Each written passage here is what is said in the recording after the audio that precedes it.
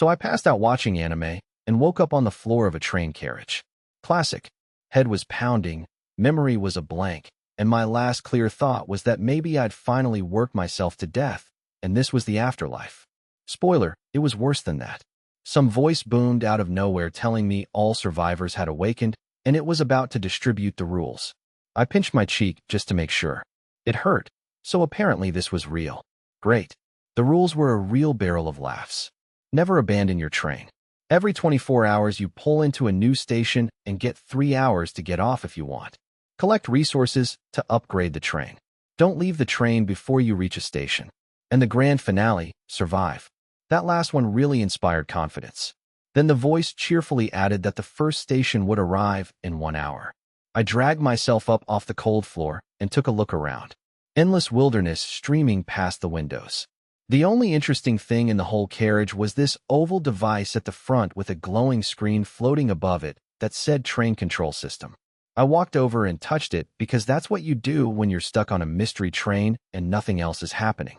The system introduced itself like it was a hotel concierge and gave me 4 options: conductor info, train details, chatroom, and trading platform. The chatroom caught my eye first because I'm a sucker for other people's misery. 10,000 people in there, and it was exactly as chaotic as you'd expect. One person was screaming about their sugar daddy. Another was looking for their meds.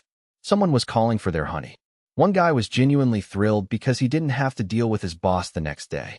Then there was this absolute genius who figured it was all a reality show, and he was going to just walk off the train. Some people tried to warn him, and he vanished. The count dropped from 10,000 to 9,999. So yeah, that guy died. Lesson 1. Don't listen to the guy who thinks it's a reality show. I closed the chat room and checked the train details. Level 1 train. No carriages. Speed of 20 kilometers per hour. A workbench that could recycle and disassemble stuff. Everything else was level 1 too. The upgrade requirements were 100 kilos of wood, 150 of metal, and 50 mechanical parts. Which sounded like a lot when I was standing in an empty carriage with a water bottle, a loaf of bread, and a shoddy little knife. But here's what bothered me. If the arrival times were fixed at 24 hours, why did speed matter? Unless the speed wasn't about getting to the station on time. Unless it was about not getting caught by whatever was out there in the wilderness. I looked out the window at that endless empty landscape and decided I didn't want to think about that too hard. Then I opened my personal info, and that's where things got interesting. Name, Yi Chien, that's me. ID, E3, 1102. Sanity at 100. Which sounded great until I read the fine print. Below 80 you get mental fatigue. Below 50, self-doubt. Below 20, you lose reason. Below 10, madness. Below 1, question marks. Love that for me. Stamina also at 100, recovers from eating and resting. At 0, extreme lethargy. No abilities. And then, a talent called sublimation. I immediately searched the chatroom for the word talent. Nothing. Not a single mention. If everyone had a talent, someone would have been bragging about it, which meant either I was the only one or there were very few of us. The talent description said I could expend stamina or sanity to evolve or upgrade any existence. No category restrictions. No level restrictions. No condition restrictions. Any existence. I thought about how back home, broken computers would somehow run AAA games after I touched them, and regular cars would hit sports car speeds. My friends used to joke I pleased machine spirits. Turns out maybe it wasn't a joke. So I walked over to the workbench where the starter gear was sitting. Water bottle, bread, and this pathetic little dagger.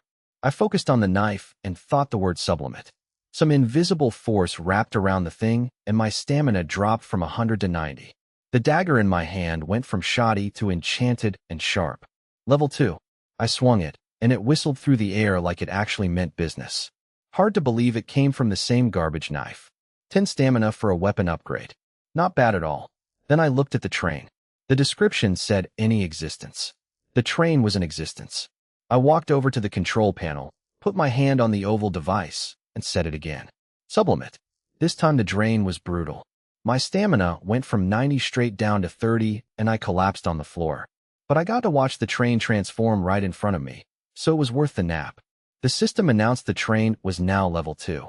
Speed doubled to 40 kilometers per hour. Everything upgraded: chassis, frame, wheels, workbench. The materials needed for the next upgrade jumped to 200 kilos of wood, 200 metal parts, and 400 kilos of metal blocks. And then the system dropped a little surprise. I'd broken the fastest train upgrade record and got a special module card as a reward.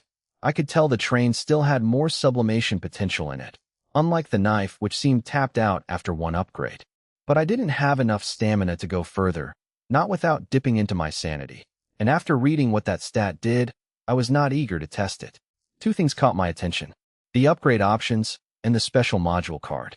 The options were a basic carriage blueprint for free, a water tank blueprint for 1 train coin, a burst acceleration device for 5 coins, and extending the docking time by an hour for 2 coins.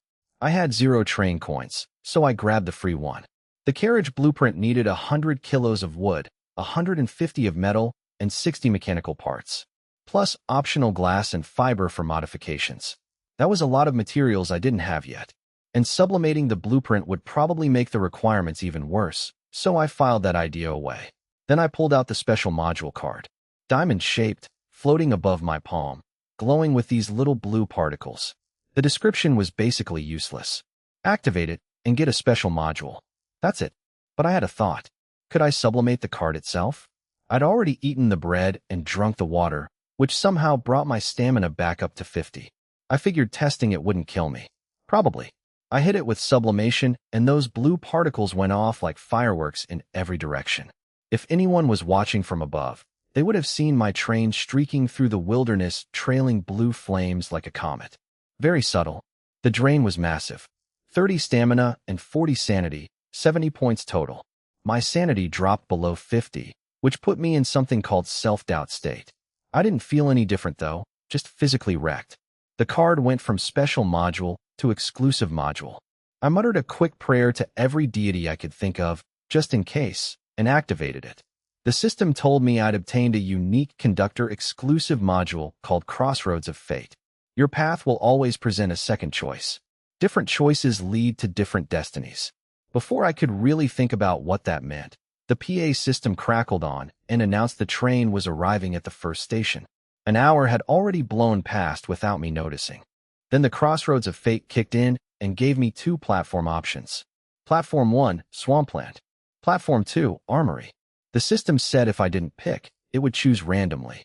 I went with the Armory without hesitation. My logic was simple. When your neighbors are hoarding grain, you stockpile guns and make the neighbors your grain supply. I didn't know if the other conductors would be my neighbors, but weapons felt like the safest bet right now. The space in front of the train started distorting like some beast opening its mouth to swallow us. The whistle screamed. We punched through the warped space, and everything changed. The system confirmed we were at the Armory platform. Docking time was 3 hours, and no hazards detected. Good news for once. The train slowed to a stop. I took a deep breath, gripped my sublimated dagger, and hit the door button. Outside was dead silent and pitch black, except for this huge building sitting right in front of me, about the size of a matchbox. No sun, but everything was visible anyway. Space traversal is wild. Took me less than 10 steps to reach the entrance. The door was shut tight, so I pried it open with the dagger. The smell hit me immediately. Rotten, like something had been decomposing in there for years. Inside were rows of wooden crates, and that smell was coming from them. I started prying them open with the dagger, popping off rusted iron locks. Inside the first crate, nestled in wood shavings, were 2 bolt-action rifles with 20 low-grade bullets each. 2 guns, 40 bullets, per crate. And there were a lot of crates. I started hauling everything back to the train. Trip after trip. My stamina was dropping fast, down to 15 at one point, but the excitement kept me going. My sanity had actually recovered to 70, which was a nice surprise. After several trips, I was basically running on fumes, so I stopped carrying and started exploring deeper into the armory. In one of the rooms, I found these sealed iron boxes on a shelf. They looked like military supply containers from videos I'd seen back home. The markings on them were faded, but I pried one open anyway. Inside were these compressed biscuits stacked like gold bars, giving off this faint milky smell with a slightly sour edge. Military rations. I grabbed one and stuffed it in my mouth. Tasted fine. Could have used some water with it, but I wasn't about to complain. These things were filling, but they made you thirsty, so I only ate one. Found 4 barrels total, 80 biscuits. Enough to keep a grown man fed for about 2 weeks. Also found some sealed water barrels nearby, but the water smelled wrong, undrinkable. Still loaded them onto the train anyway. Might figure something out later. Spent over 2 hours combing through the armory. The deeper I went, the worse the stench got. Ended up with 42 intact rifles. Most of the others had rotted beyond use. Only good for recycling at the workbench. I also grabbed whatever easy-to-carry iron and what I could find. Even if I didn't need it for myself, I could trade it. With about 30 minutes left before departure, I figured I had time for one more sweep. The train was getting crowded with supplies, and the first thing I wanted to build was that basic carriage, but I still needed more metal. I headed to the rooms I hadn't checked yet, the innermost part of the armory. These looked like they used to be living quarters. Most of them were empty junk, until the last room. I stepped in and heard a crunch under my foot. Looked down. I'd just stomped on a skeleton's leg bone. Shattered it. I apologized to the dead guy out of habit. I've never been big on being spooked by this stuff. Horror movies, funerals, swollen blue faces, none of it ever bothered me. I was about to move on when I spotted something under the skeleton. A paper document bag, covered in dust but perfectly intact. In a place where iron and wood had rotted to nothing, a paper bag was sitting there like it was brand new. That was weird enough to investigate. I pulled it out, but didn't open it right there. Jogged back to the train and ran it through the appraisal function. If it was a trap, the system should catch it. The system identified it as a level 1 treasure chest. A treasure chest. In a paper folder. I turned it over in my hands like it might bite me. Then I thanked the skeleton brother and promised him a proper burial. But then I had the same thought I'd had with everything else. Could I sublimate it? My stamina was at 30, sanity at 80. The bag was small, so the cost shouldn't be too bad. I ate another biscuit to top up and went for it. Sublimate. The numbers started dropping. Stamina went from 30 to 20. Sanity dropped from 80 all the way down to 50. The system warned me I'd entered self-doubt state again. I lay on the floor like a beached fish staring at the ceiling lamp swaying above me for a bit, then sat up. Felt fine aside from being tired. The whole thing cost me 40 points total, which was more than I expected for something that small. The folder went from level 1 to level 2 treasure chest. Didn't look any different on the outside. I figured it couldn't be sublimated further. Maybe these things only had one upgrade in them. I opened it. For train coins. A Colt M1911 pistol. And a level 2 blueprint for something called an external garbage collector. So that's how you get train coins. 4 of them from a level 2 chest. The guy in the chat who'd opened a level 1 chest only got 2 coins, so the math tracked. Level 3 should be 6. I immediately spent 3 of my 4 coins. Bought the basic water tank blueprint and 1 extra hour of docking time. That left me with 1 coin. If I could find another treasure chest at the next station, I'd have enough for that acceleration device. The Colt M1911 was a thing of beauty compared to the rifles I'd scavenged. This thing was a work of art. I loaded it with the same low-grade bullets, aimed at a wooden box outside the train, and pulled the trigger. The box exploded into splinters. The recoil stung my hand, but the power was insane. Same bullets as the rifles, but at least twice as strong. I thought about sublimating it, and immediately talked myself out of it. My stamina and sanity were both in the gutter. Wait until I recovered. I checked the 2 blueprints. The water tank stores water and keeps it from spoiling or evaporating for 10 days. Needed 10 kilos of metal and 20 mechanical parts. The garbage collector pulled trash from the platform and stored it automatically before departure. Needed 30 kilos of metal and 100 mechanical parts. There was also an optional upgrade for 300 more parts that would let it automatically recycle the trash into usable materials at the workbench. That one was tempting. I checked my total resources. 210 kilos of wood, 60 of metal, 220 mechanical parts.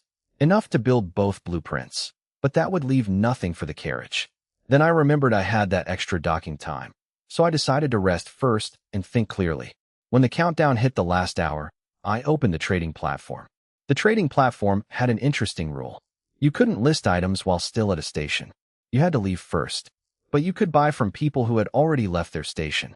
The logic was probably to stop people from transferring supplies through the platform while docked, but it had a glaring hole. It didn't restrict private trades, and it didn't stop people at a station from buying. Felt almost intentional, like the system was winking at us and saying the rules were more like suggestions. I didn't overthink it. I just started looking for metal. The listings were garbage. People had tiny amounts at insane prices, clearly not serious sellers. Everyone was just watching and waiting.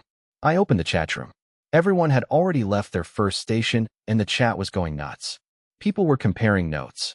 One guy got a garbage station, nothing but scrap tires, but at least he got rubber.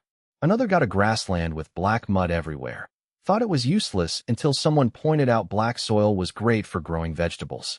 Someone posted a screenshot of a mechanical fishing rod blueprint, and the chat lost its mind. People were trying to trade mechanical parts for bread and water, which told me everything about how desperate most of these people were. Then someone asked about treasure chests, and another person had no idea what they were talking about. The one who mentioned it immediately tried to walk it back, but the damage was done. People were furious. Someone posted a screenshot of their level 1 chest contents. 2 train coins, a healing salve, and a level 1 blueprint for an aluminum insulation pad. So a level 1 chest gave 2 coins, level 2 gave 4. The pattern was clear. Medicine was valuable, coins were valuable, and most people had no idea treasure chests even existed. Then I spotted a message from someone named Li Shaosheng. He had metal to trade and wanted weapons in priority. That told me he wasn't struggling to survive. I preferred dealing with people like that over the desperate ones. I messaged him. He asked how much I needed. I said 150 kilos. The chat went quiet on his end. He was clearly not expecting that number. 150 kilos was enough for a full train upgrade. He asked what I was trading. I said a rifle with 20 bullets. He lost his mind. Said it was robbery, that even a gun wasn't worth that much. I told him he knew exactly how valuable a gun was right now and asked him what the next station might throw at him. He tried to counter at 100 kilos. I told him I'd find someone else. Gave him 10 seconds. He wanted to know why I needed so much metal. I didn't answer that. He said if I wanted future trades, he was confident he could upgrade his train to level 2 within 3 stops, and then promote my guns to other people. I almost laughed. He thought upgrading to level 2 in 3 stops made him strong. My train was already level 2 before I even reached the first station. But I didn't say any of that. I just said let's trade. I put the rifle and bullets on an empty spot in the train. Some virtual glow passed over them, and they vanished, replaced by neatly stacked metal ingots. System-mediated trade, no cheating possible. Convenient. I immediately put the basic carriage blueprint on the processing station. A translucent screen popped up showing the materials needed. I confirmed. Everything vanished from the train, and then I watched the materials reassemble themselves in midair at the back of the train, piece by piece, until a full carriage took shape. It dropped onto the tracks and slid forward until it clicked into place behind the locomotive. 10 meters long, about 1.5 times my height inside. Spacious, bright, window frames, but no glass yet. No door. You could only get in from the back of the locomotive. Empty as a shell, but it was mine. Finally, I didn't have to cram everything into the engine. And honestly, what kind of train runs with just a locomotive? This felt right. I moved all the supplies from the engine into the new carriage and checked the countdown. 40 minutes until departure. Plenty of time for one more run into the armory. I was lying on the floor of the train like a salted fish that had given up on life. Which was basically accurate because I had just spent every last drop of energy making 2 more round trips to that armory. Aside from hauling supplies back and forth, I'd also kept my promise to that skeleton guy. Dug him a grave with a shovel and stuck up an unmarked tombstone. Rest in peace, Bone Brother. You helped me find a treasure chest. The least I could do was make sure you weren't just lying in the dirt anymore. The departure countdown hit 0, and the train started moving. Slow at first. Then the same spatial distortion appeared in front of us like the world was opening its mouth to swallow us whole. We punched through and were back in the endless wasteland. Then the broadcast system crackled on and dropped some real fun news.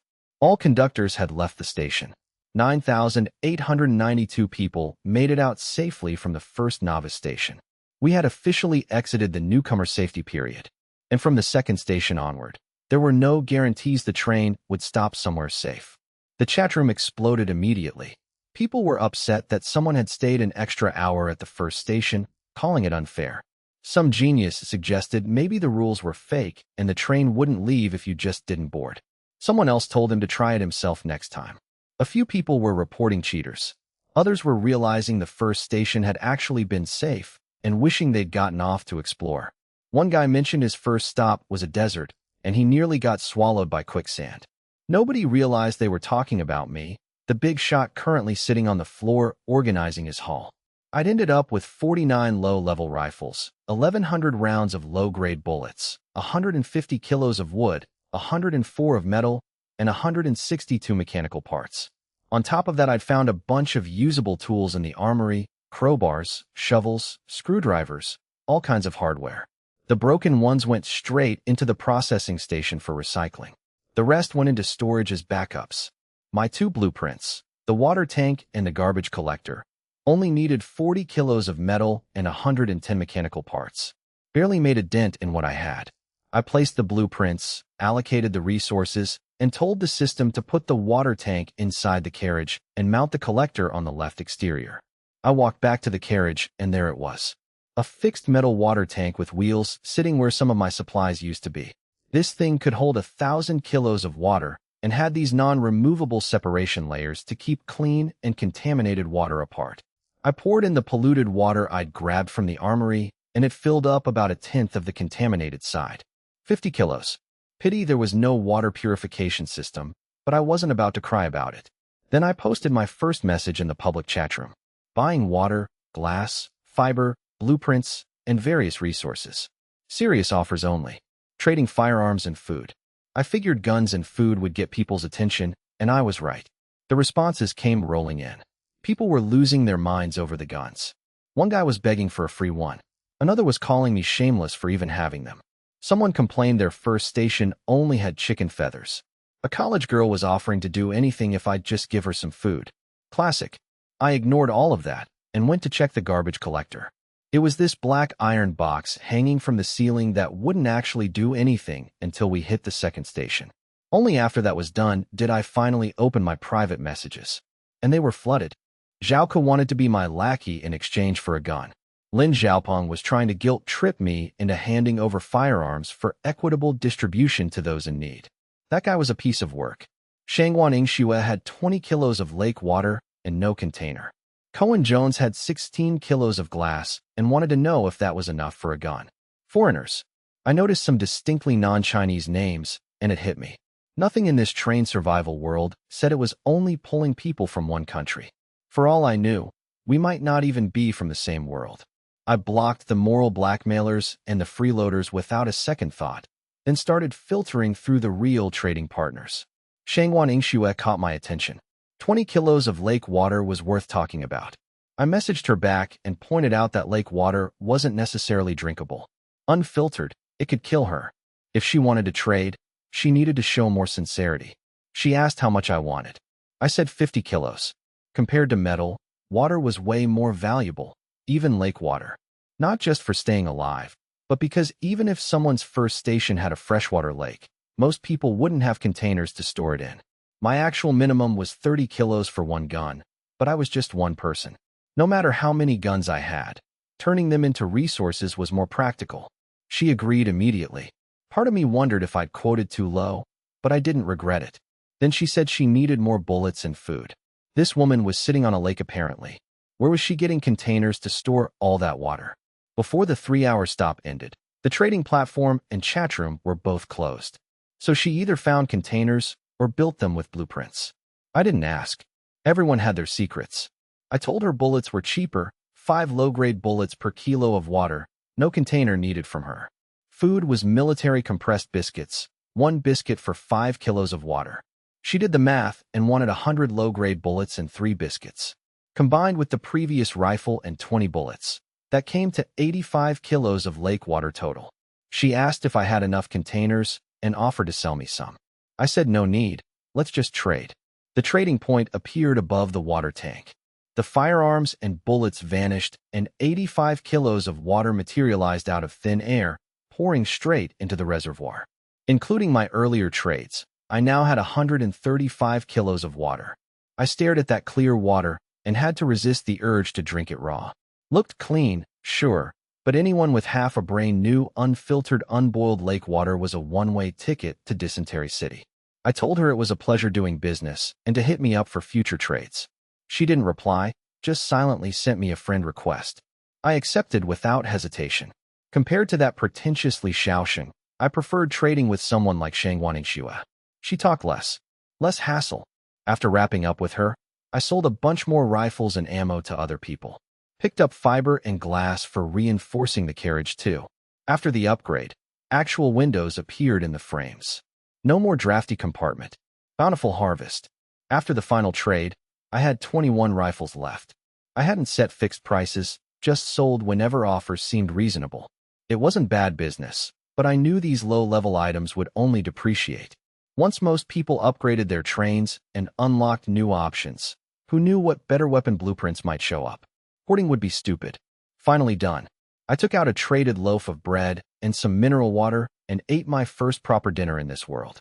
Then I went back to the front cabin, found a relatively warm spot, and curled up. Survival concerns could wait. I was exhausted, and the only thing on my mind was sleep. The train rumbled across the wasteland. I watched that huge moon hanging outside the window, and I passed out. Thump, thump, thump, thump. I woke up shivering so hard my teeth were clicking.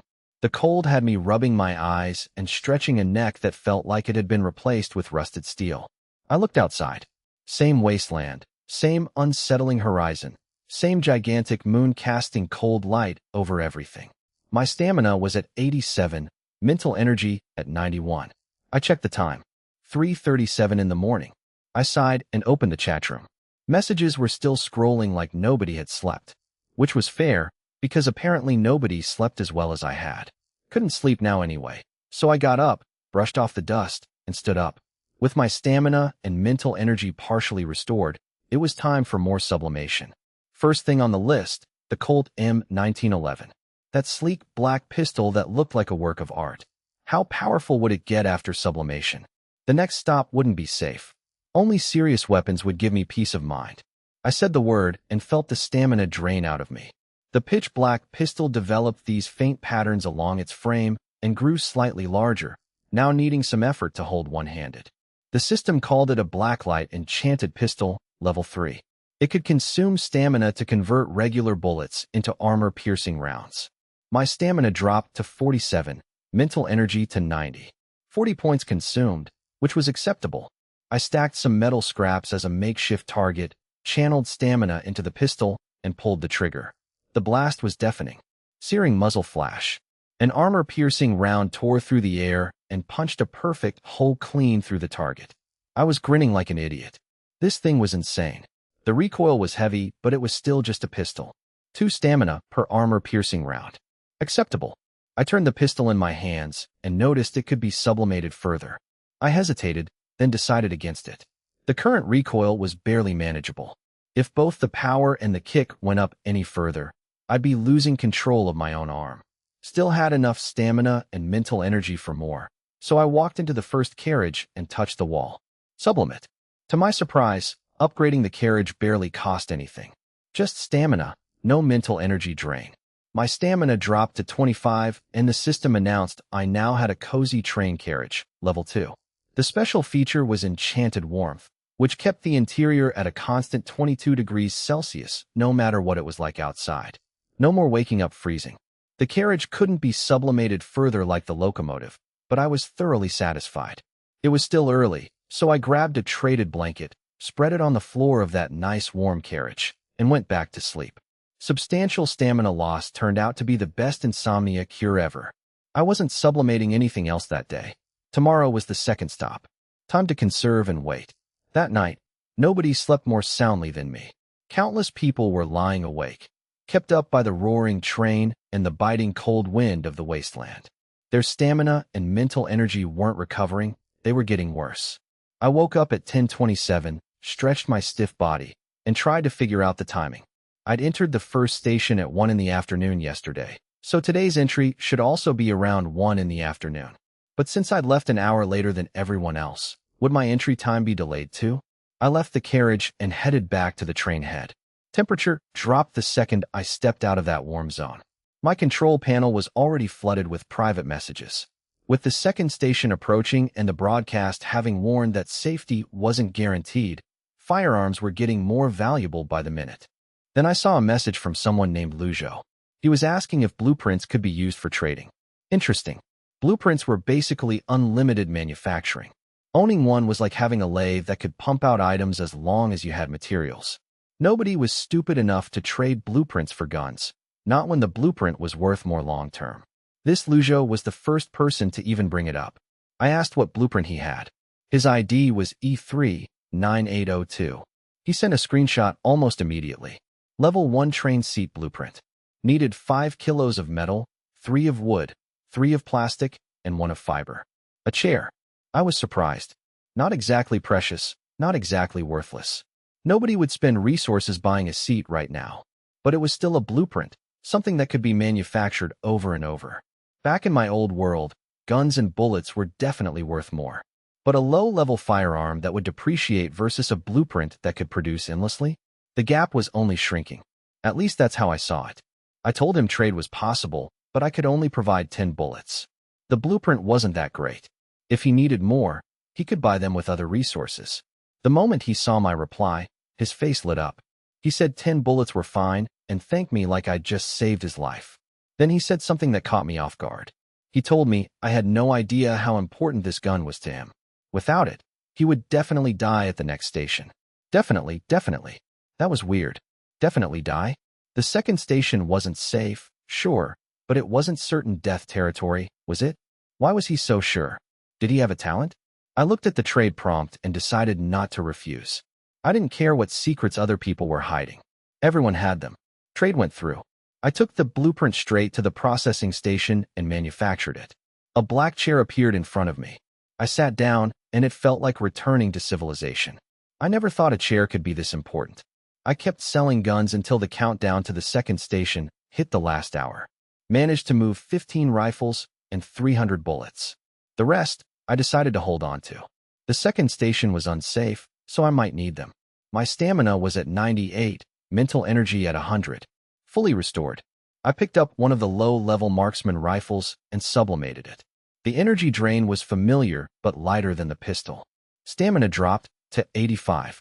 13 points consumed, and the potential was already exhausted. Couldn't go further. The rifle was now covered in this gilded color, upgraded from low level to exquisite. Level 2. The bullets it fired had more than double the power. Not as strong as my sublimated blacklight pistol, but close enough. The countdown kept ticking down, and the chatroom atmosphere got heavier. Fewer people were talking. I tidied my equipment and waited quietly. In the last 30 minutes before entering the station, that familiar light screen appeared. Crossroads of Fate triggered. 2 options. Platform 1, Goblin Camp, described as a Level 2 hunting platform. Platform 2, White Forest, a Level 3 collection platform. This was different from the first time. Now the module showed station levels and special suffixes. Hunting and collecting. Level 2 and Level 3. I figured upgrading my train must have unlocked higher level stations. The armory back at the first stop was probably Level 1, since everything inside was Level 1 gear. I went with White Forest. A collection platform. Judging by the name, it shouldn't be too dangerous. The system confirmed my selection and told me to sit tight. The train's next stop was the White Forest. 5 minutes later, same as before, spatial fluctuations swallowed the train. A grayish-white light covered everything outside.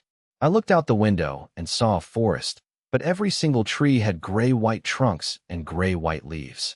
The system confirmed we were at the White Forest platform. Docking time was 4 hours. Good luck. And the station was rated low risk. I took a deep breath, tucked the pistol at my waist, slung the rifle on my back, put on my backpack with food and mineral water, and stood by the door. Pressed the open button. The second I stepped outside, the whole world went dead silent.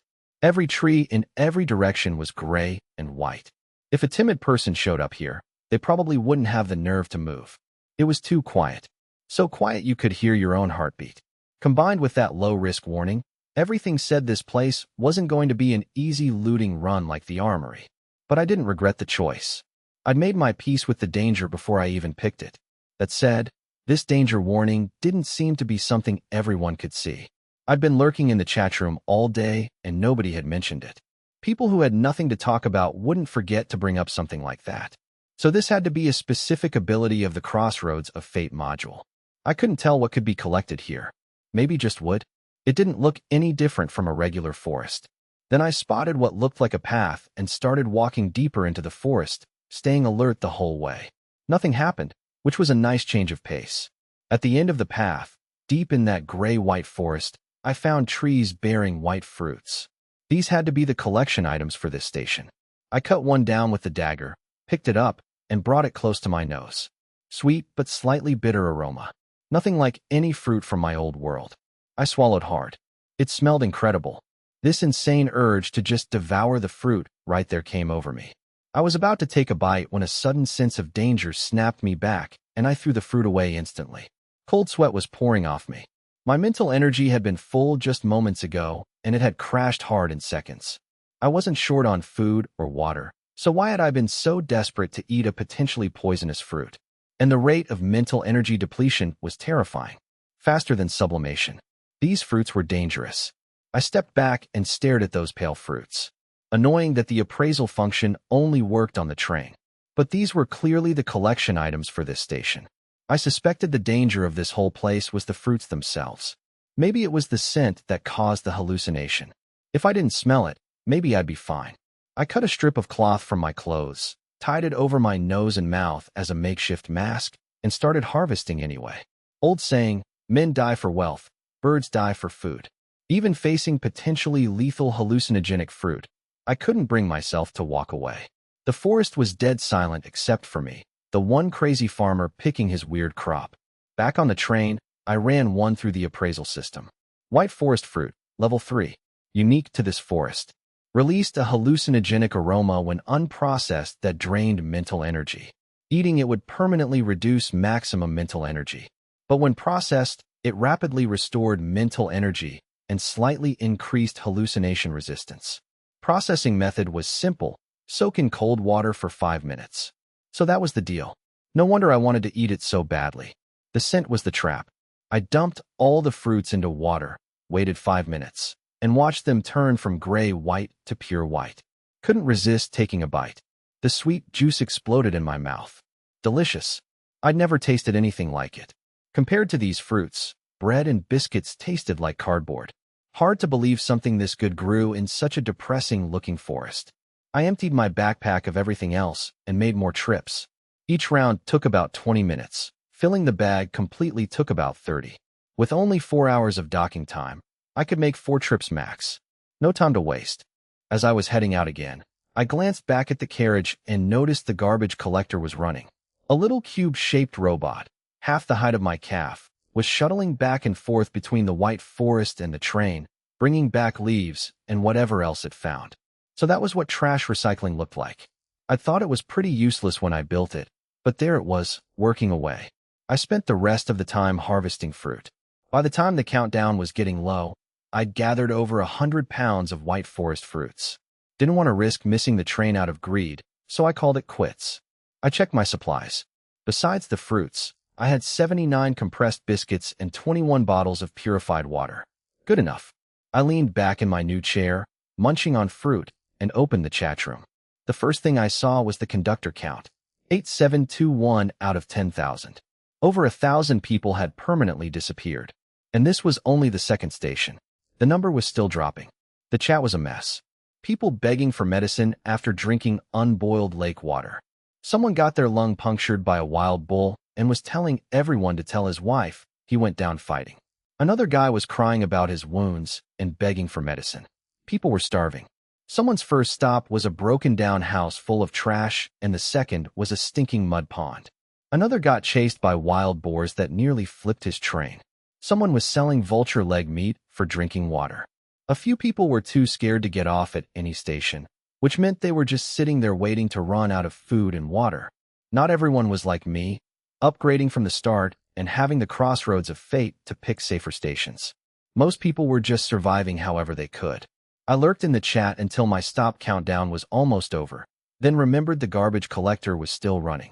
For hours of operation, I figured if that little machine managed to gather 10 kilos of wood from the white forest, I'd be impressed. Wasn't holding out much hope. I checked the recycling station and froze. Among the actual garbage, there was a pale gray wooden box that stood out from everything else. A treasure chest, and it was level 3. I rubbed my eyes and looked again. Level 3 treasure chest. I'd thought about the possibility of finding chests in the White Forest, but the area was too vast, and I didn't dare go deep, afraid of getting lost and never making it back to the train. I'd given up on the idea completely. And here this little garbage-collecting robot I'd dismissed as useless had brought one back from the forest. I looked at that blocky little thing with completely new respect and patted its square head. Worth every resource I spent building it. If that robot had facial expressions, it was probably giving me a look of pure contempt right now, especially after how I'd talked about it just moments ago. Humans really were the most fickle creatures. I held back the urge to open it right away. A level 3 chest sublimated would become level 4. That meant at least 8 train coins plus other level 4 items. My stamina was at 45, mental energy at 92. I went for it. Sublimate. The stamina drained first, then the mental energy. When the invisible force faded, the wooden box looked exactly the same on the outside. Level 4 treasure chest. Stamina dropped to 20, mental energy to 62. I was physically wrecked, but mentally buzzing. I cracked it open. 8 train coins. An external alert system, level 4. White forest fruit seeds. And a train gray-white paint scheme. A level 4 chest. I could only imagine how jealous everyone in the chat would be if they knew. But I had no intention of showing off. Bragging just bred jealousy. I needed to focus on my own path. This one couldn't be sublimated further though. Not because it lacked potential, but because my combined stamina and mental energy weren't enough for the upgrade cost. Level 4 was clearly a major threshold. The alert tower system could be installed on top of any carriage and could equip any ranged weapon. Once installed, it provided automated defense that attacked hostile threats within a 100-meter visible range. It could even penetrate illusions, disguises, and invisibility. Damaged components could be repaired with mechanical parts. Now that was quality loot. Exactly what you'd expect from a level 4 chest. I installed it on top of the locomotive. From the outside, it just looked like a round layered object. When activated, a red orb inside would rotate 360 degrees. I still had 6 rifles. I kept the sublimated one for myself and equipped the other 5 to the tower. Then I looked at the fruit seeds. Level 3 plant. Required special gray-white soil from the white forest to cultivate. 10 days to sprout. 10 days to grow. 10 days to mature. Half a kilo of water per day. At half a kilo of fresh water per seed. Most people couldn't afford to grow these. But I was one of the privileged few. The 30-day growth cycle was long, but worth it. The seeds also reminded me that the white forest soil itself was a special resource.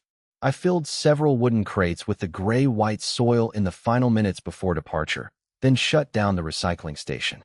Patted the little robot's head and tossed all the forest garbage into the workbench for processing. The haul was modest, but it yielded 12 kilos of wood plus some leaves and stones.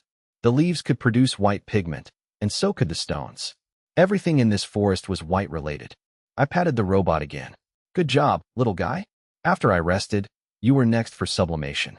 The countdown ended and the train started moving. I felt the slight push against my chair and watched through the window as the white forest receded into nothingness, replaced once more by the endless wasteland. Back to the routine. I stretched out in my chair and opened the chat interface. My private messages were blinking. Someone had contacted me. Private messages only showed notifications after adding each other as friends, so there was only one possible sender. Shangwaning Shua. She was asking if I still needed water. I tapped out a reply telling her what I needed, and to say up front, she had no firearms left to trade.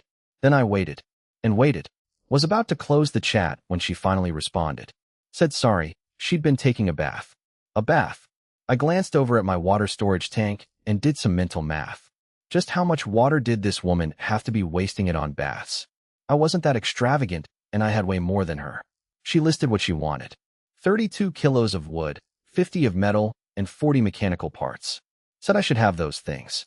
I raised an eyebrow and asked why she was so sure I had them. And even if I did, why wouldn't I use them to upgrade my own train? She said she hated trouble. She'd already gathered some materials on her own, but it took too much time and dealing with too many people, which she despised. As for why me, she'd calculated I was probably the only one who could provide different materials in bulk right now. I'd sold over 20 rifles, and aside from food and water, everything I'd traded for was various materials. She was right, but not entirely, because I hadn't sold just 20-some rifles. It was double that, over 40, and I did have the resources she wanted. But trading just for water didn't interest me. My water reserves were fine for now, and I'd even figured out a way to make undrinkable water drinkable. Pick that one up from the chat room. Rub sticks together, start a fire, boil the water. Never mind the taste. Boiled water at least wouldn't kill you with diarrhea. She went quiet for a while, then sent a screenshot. A water purification device, level 1, could filter and purify wastewater at a rate of 1 kilo per hour. I rubbed my eyes. A water purification device. Something like that actually existed. No wonder this woman could afford to bathe so lavishly. She must have gotten this at the first station. Even bathwater could be filtered and recycled. And she probably had more than one. No, she must have the blueprint for it. Otherwise, why would she be willing to trade the device itself?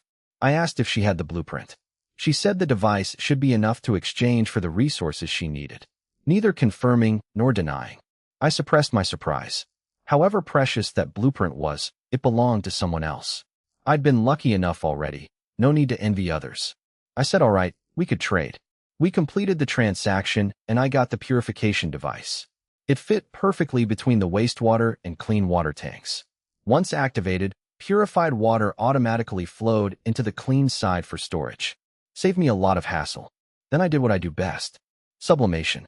Small level 1 items like this barely cost anything. The device went from premium level 2. Purification rate tripled to 3 kilos per hour, and it could now purify non-fresh water like seawater too. I was grinning. That was a game changer.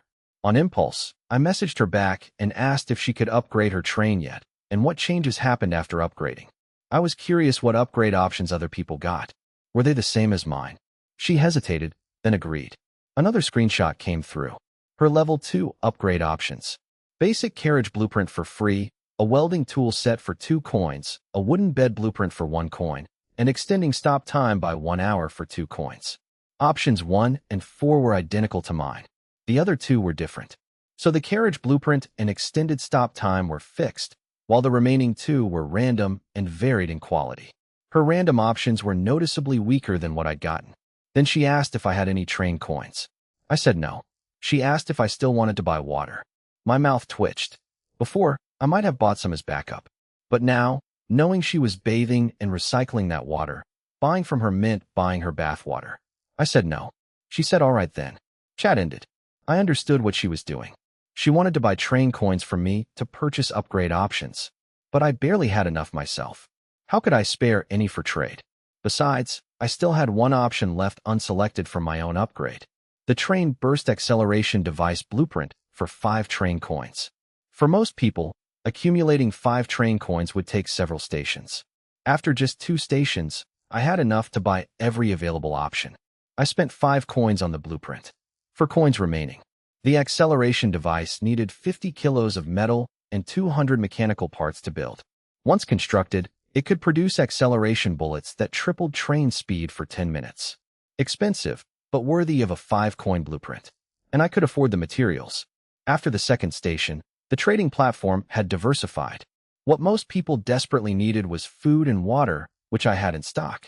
Those compressed biscuits I'd been carrying around weren't worthless after all. I spent 7 biscuits and a lot of haggling to gather enough mechanical parts from other people. Turns out trading was a pain. No wonder Shang Wanningshua hated it. Constantly adjusting prices back and forth for scraps was a waste of time.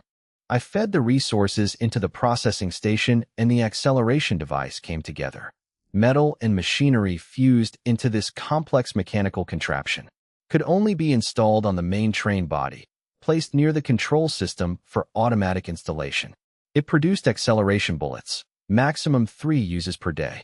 Each bullet cost 1 kilo of metal, 20 mechanical parts, and 1 train coin to produce. The bullets themselves required train coins too. Of course they did. I sublimated it anyway. 30 stamina and 40 spirit later, the device transformed into a red triple-speed train acceleration device. 5 uses per day instead of 3, same triple speed for 10 minutes. Potential was exhausted after that, couldn't go further. I placed it by the control system, a silvery light enveloped it, and a black hole appeared in the control panel. The bullet loading port. I spent 2 more train coins to produce 2 acceleration bullets. Looking at those silvery bullets the size of a baby's arm, I winced at the cost. Put away my last 2 coins and considered testing the speed. Decided against it. I wasn't that reckless yet. Everything settled, time to rest. I did wonder about the low spirit side effects though. Self-doubt, mental fatigue, all that. I'd never actually felt anything. Were those just empty threats? After a full night's sleep in my warm climate-controlled carriage, I woke up fully restored. Stamina and spirit both at 100. Washed my face, humming to myself. Walked to the end of the carriage where I'd planted the white forest fruit seed in the ashen soil. Dug it up, checked it. Looked unchanged. I sublimated it. Stamina dropped to 70 and the seed became a blessed white forest fruit seed. 3 days to sprout, 3 days to grow, 3 days to mature. After maturation, it could produce 1 blessed white forest fruit daily. It actually worked, and the fruit quality got upgraded too. The seed's potential was tapped out for now, but I could try again after the first harvest. After planting, burying, and watering, I was heading back for breakfast when I passed the garbage recycling device. I'd promised to sublimate it. I crouched down, knocked on its metal head, and went for it. Used stamina like usual, but the energy just disappeared without any effect. Sublimation failed. That was a first. I tried again, this time using spirit instead. Spirit dropped from 100 to 60, and the familiar radiance appeared. The small robot transformed into a GT-1, an automatic treasure hunting robot. Upon arriving at stations, it would automatically leave the train to locate treasure chests. Any chests it couldn't reach would be mapped for me to retrieve. Could be repaired with mechanical parts when damaged. Each use consumed 1 train coin. It would forcibly return to the collection station before each stop ended. Camera-like eyes popped out of the matchbox body, rotating 360 degrees before locking onto my face. It confirmed my identity as conductor ID E3 1102 Ichien. Then it asked me to name the unit. Default would be GT1 if I didn't. I thought of an old world movie character and said Wall-E, naming complete. It entered sleep mode and told me to spend 1 train coin to activate it upon station arrival. More train coins. Acceleration bullets needed them, now the robot too. Next train upgrade would require coins for options, and who knew what else would demand them. I was heading for financial trouble. Then it hit me. At this stage, most people probably had no idea what train coins were actually worth. I jogged back to the control system and searched the chat room for train coins. The results were exactly what I expected. People asking what coins were for, guessing they were currency for buying things at stations. Some had never even seen a treasure chest. Others found chests, but got no food from them. Nobody understood the real value. I listed an offer on the trading platform. 1 compressed biscuit plus 1 water bottle for 1 train coin. Then I ignored it. If someone bid, great. If not, no loss. At 12:30 p.m., right on schedule, the crossroads of fate kicked in. 2 options this time. Station 1, Doomsday Town, a Level 2 mission station. Station 2, Goblin Village, a Level 2 hunting station. A mission station. That was new. Compared to goblin slaying, which promised more trouble than reward, the mission station suited me better. I selected Doomsday Town. The train accelerated, space ahead dissolved, and when the countdown hit 0, everything transformed. The system confirmed we were at Doomsday Town. Docking time was 4 hours. Good luck. Current station rated as dangerous. The train stopped, and I looked out the window. This place wasn't dark like the previous stations. The sun was actually out, shining bright over everything. Streets covered in deep red stains, rows of abandoned cars blocking the way. Doomsday Town. The name was well earned. I activated Wall-E, dropping a train coin into its slot with a wince. Watched it wobble away through the recycling chute, and seriously wondered if the monsters out there might snatch it up as a toy. Then I asked about the mission. Through the window, I spotted a corpse clutching a backpack. Inside that backpack, a piece of parchment was flapping in the wind. Something was written on it, but it was too far to read. I did a final equipment check at the train door. Food, water, the sublimated rifle on my back, the blacklight pistol and dagger at my waist, and the advanced ceramic plate bulletproof vest from the last treasure chest. I'd sublimated that vest too, turning it from a bulky bucket-like armor into something you could actually wear without losing any protection. Fully armed, I pressed the button. The doors opened, I stepped out, and flicked the doors shut behind me. Only the conductor could open them, so nothing was sneaking in. A wave of scorching heat hit me. The air was thick with this strange stench, like rotten salted fish mixed with long decayed bread. I walked over to the corpse and used the rifle barrel to nudge open the backpack. The parchment inside said the writer was a great courier for something called Run Company. They delivered supplies in this post-apocalyptic world, and only they could move freely. But he was probably going to die. The guy had a dark sense of humor, I'll give him that. The message asked whoever found it to deliver the items in the backpack to a silverware shop in the southeast corner of town. Show the Run badge, and the reward would be mine. Then he added that I didn't have to deliver it if I didn't want to. Whatever. He was dying anyway. Then immediately followed up with please deliver it. The reward was great. Run Company was the best in the wasteland. Classic guilt trip from a dead guy. I opened the backpack fully. Inside, apart from the parchment, was a cake sealed in a transparent box, preserved remarkably well. For characters written on it in jam. Happy birthday. A birthday cake. The courier had been dead a long time judging by the decay.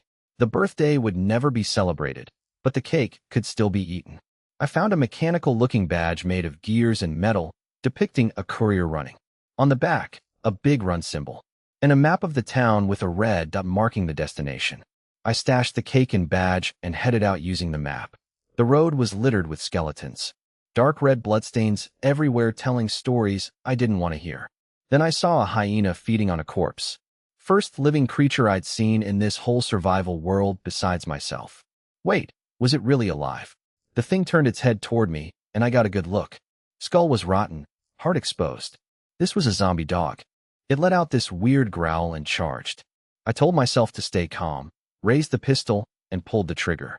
Bang, bang, bang, bang, bang. I wasn't a sharpshooter. Only one bullet actually hit, but the power was enough to blow the thing to pieces. Not ideal. The gunfire was loud enough to echo through the entire town. Every monster around was probably heading this way. I took a detour and made it to the silverware shop. Surprisingly, no monsters nearby. Strange. The shop door was tightly closed.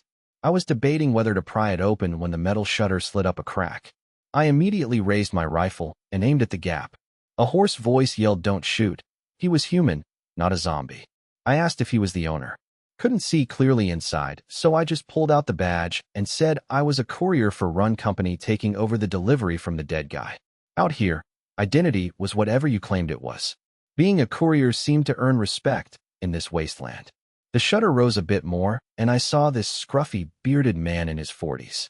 He said he knew I was a courier, said the only ones brave enough to be outside these days were couriers, lunatics, and monsters. Told me to come in. I didn't move, kept the rifle aimed at his head, and pulled out the sealed cake. Said forget coming in. Here's the stuff. Where's the reward? He stared at the cake for a moment and said what a pity, if only I'd come a little earlier. Then he went to get the reward. A box was extended from under the shutter.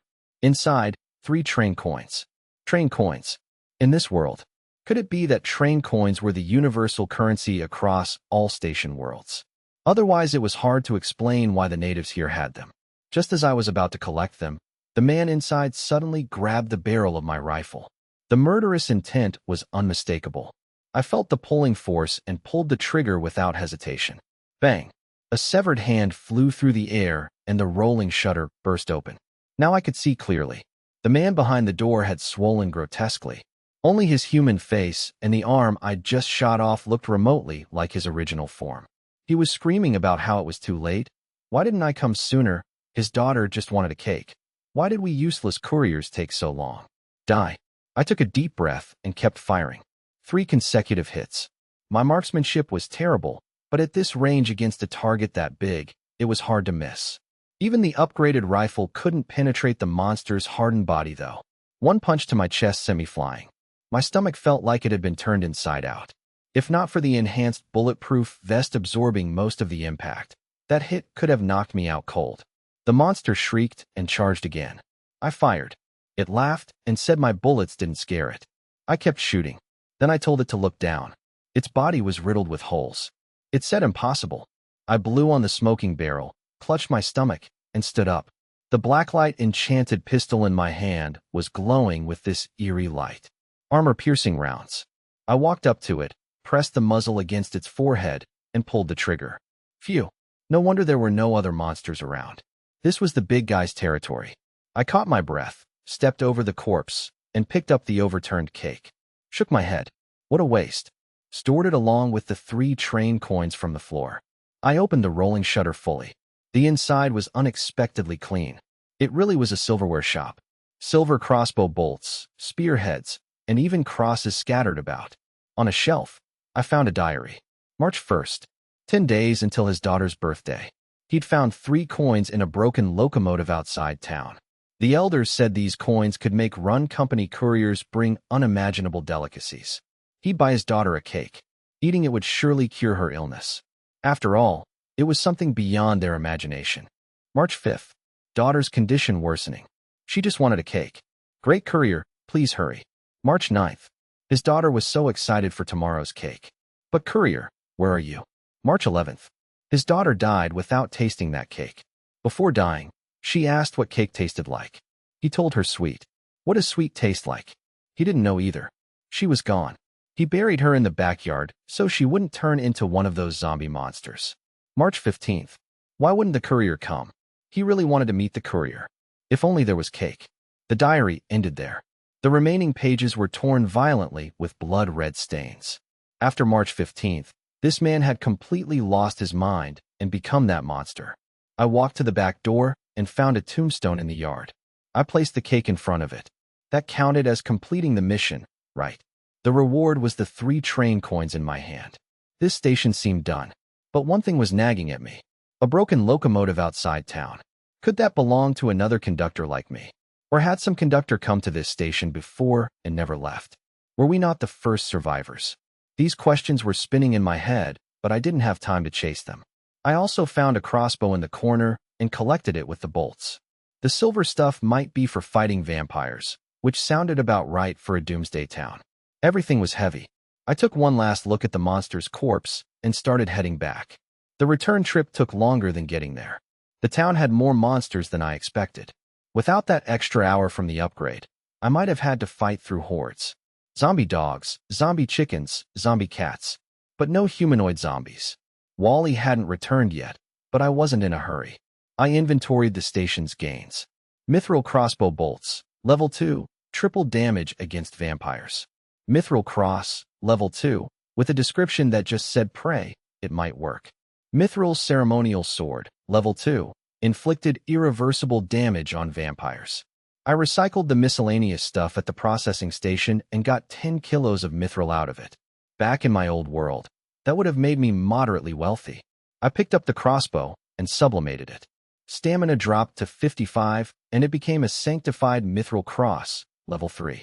Emitted holy light and darkness and dealt massive damage to vampires, evil spirits, and demons.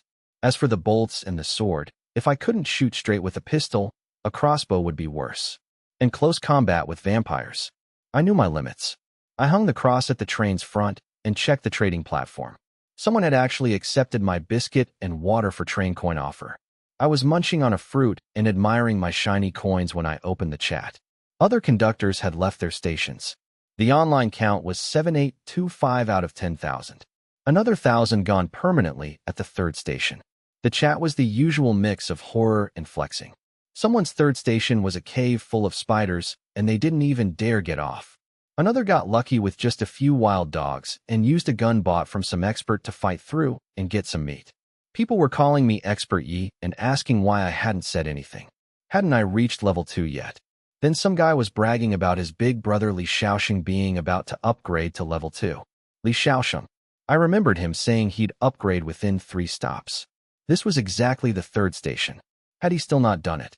Then Li Shaoxing posted a message saying he'd completed his train upgrade. He was now the 1st, and he was inviting people with train coins to join his alliance. Early joiners would get food and water from him. The chat exploded. People begging to join. Someone had used their only train coin on food and water and was trying to trade it back.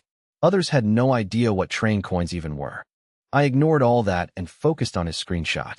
Specifically the upgrade options. Basic carriage blueprint for free, a wooden automatic fishing rod blueprint for 1 coin, a 1-day minimal survival rations recipe for 2 coins, and extending stop time by 1 hour for 2 coins. Just as I expected, options 1 and 4 were identical to mine. completely certain of the pattern now. A fishing rod and survival rations. The rations were useless to me, but the fishing rod was worth noting. What if I ended up at a station where I could fish? Without a rod, I'd just be staring helplessly. But no rush. With the crossroads of fate, I could always check station info and make choices half an hour before anyone else. It was time to sublimate the train again. The reason I hadn't done it earlier was I didn't have enough train coins for the upgrade options. After building the acceleration device, making 2 bullets, and activating Wall E, I'd been down to 1 coin. The 3 from the silverware shop brought me to 4. If Wally could find this station's treasure chest, there might be even more. Just as I was about to try, I heard the sound of treads outside. Wall-E came wobbling into the recycling device holding a candy box stained with dark red marks. It was injured, bite marks on its body, the depth clearly beyond what normal animals could inflict. Before I could process what it was carrying, I looked up outside. Dozens of zombie dogs were slowly circling the train. Behind them, several monsters like the Uncle Zombie from the silverware shop were limping toward us. I rapped Wall-E's head. Stupid thing had led the monsters right to us. Wall-E didn't understand, just silently raised its hands to present the candy box. Whatever. It did accomplish something. I picked up the chest. Level 2 treasure chest. I showed no concern despite the monsters surrounding us. This was only a level 2 station, and my train had a level 4 defensive structure. When the monsters got within 100 meters, the red orb in the sentry tower locked on. Red circles formed beneath each monster's feet. Long rifles extended from the darkness. Bullets fired continuously, each shot hitting weak points. Less than 10 seconds, every humanoid monster and zombie dog was down. I ate a white forest fruit and watched without much excitement. 8 minutes until departure. The gunfire was louder than at the silverware shop. Every monster in town was probably coming. More and more surrounded the train from all directions. Their fragile bodies meant the sentry only needed 1 bullet per skull. The bigger humanoid monsters took 3 shots each. The sentry's marksmanship was way better than mine, I'll give it that. 1 second left on the countdown. The train started moving with monsters chasing behind. Passed through the void and Doomsday Town vanished, replaced by the endless wasteland once more. The broadcast crackled on. All survivors had left the 3rd station. Trade system restrictions lifted, trading could now happen inside stations. Newbie protection period ended, survival mode activated. Be cautious traveling at night. Trains moving slower than 30 kilometers per hour would enter dangerous status. Upgrade trains quickly. Good luck. Good luck. Survive. The chat room went absolutely nuclear. People screaming about survival mode and nighttime dangers and monsters appearing in the wilderness. Someone had traded all their resources for food and was screwed. Someone was begging for help. People were calling Li Shaoxing brother and begging for upgrade materials, saying they'd joined his alliance. One guy was smug about not selling any resources from the 3 stations, but then asked why the broadcast was delayed an hour again, same as after the 1st station. People were asking if anyone had upgraded their train yet, remembering Li Shaoxing's screenshots. Someone pointed out nobody could have upgraded during the 1st station since the trading system wasn't available inside stations back then. But Li Shaoxing had just claimed to be the first to upgrade, so there must be other experts out there. Unlike the chat room, which was going crazy, I wasn't paying attention to any of that, because the system had just dropped something I'd completely missed. The 3rd station completion screen showed my elimination rating. 11 mutant humanoid zombies killed, 28 zombie dogs, plus zombie cats, and whatever else. A grade elimination rating. And then a hidden mission completion notification. Town Liberator. The reward was a car exchange ticket. So that was the real mission for the station platform.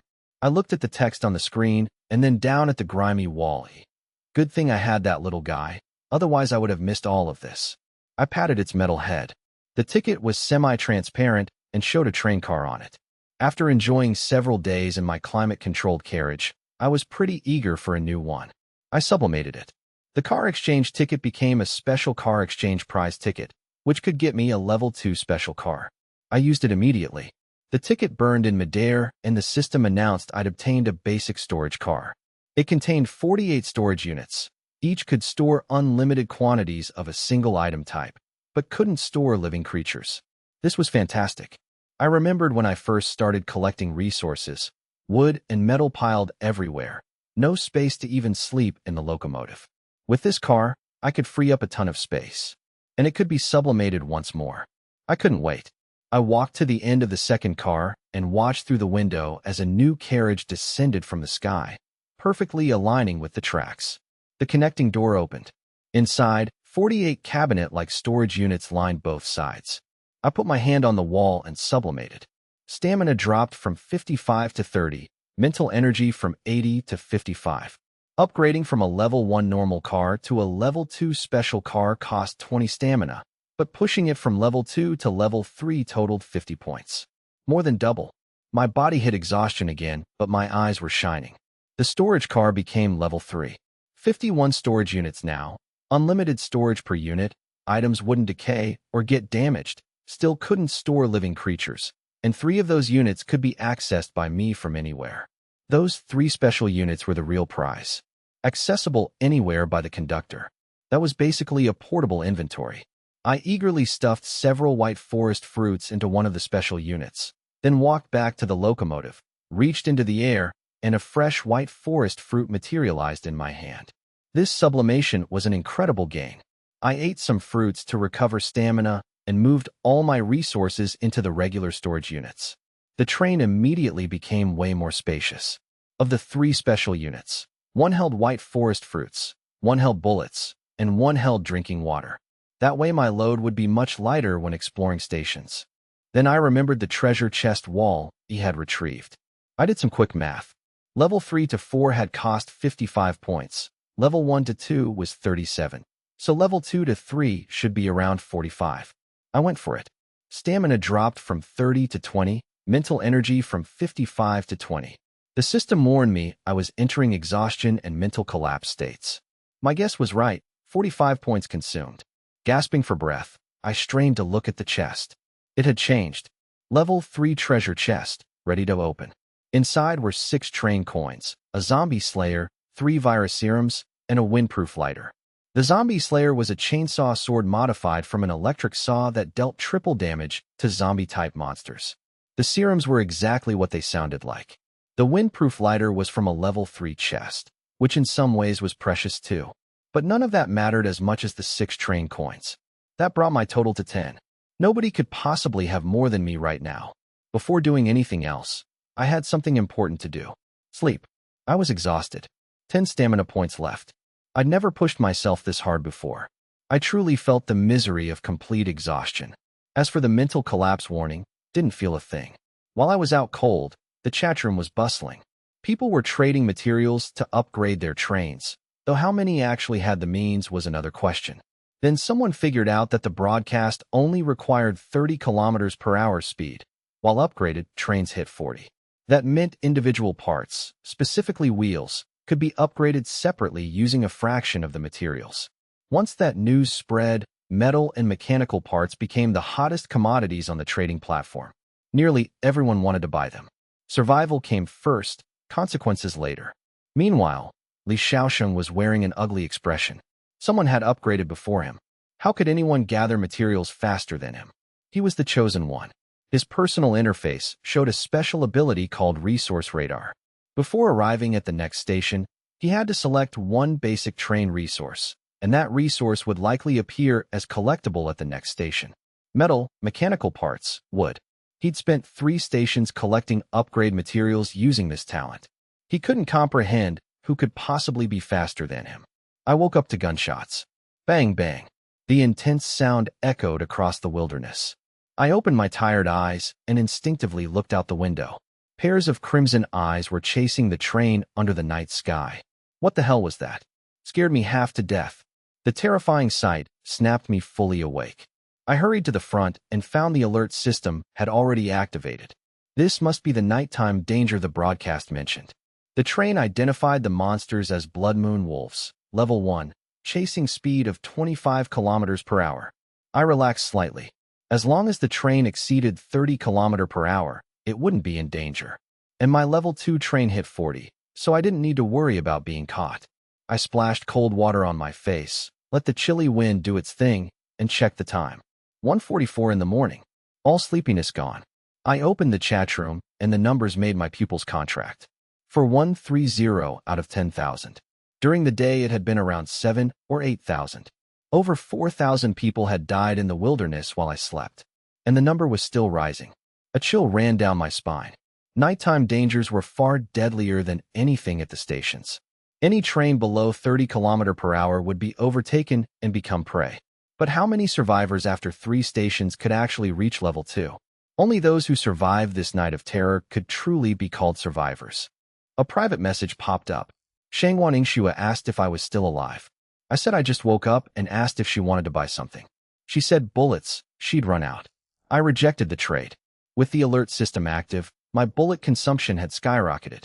The massacre at the 3rd station alone had cost me over 70 rounds.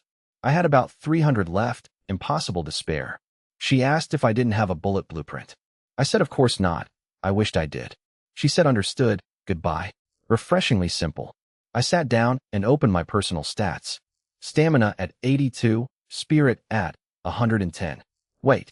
I closed the interface, rubbed my eyes, looked again, and pinched myself. Ouch. My spirit cap had increased. How? Did I do something? I tried to recall what happened before sleeping. Aside from exhausting both stats completely, nothing special came to mind.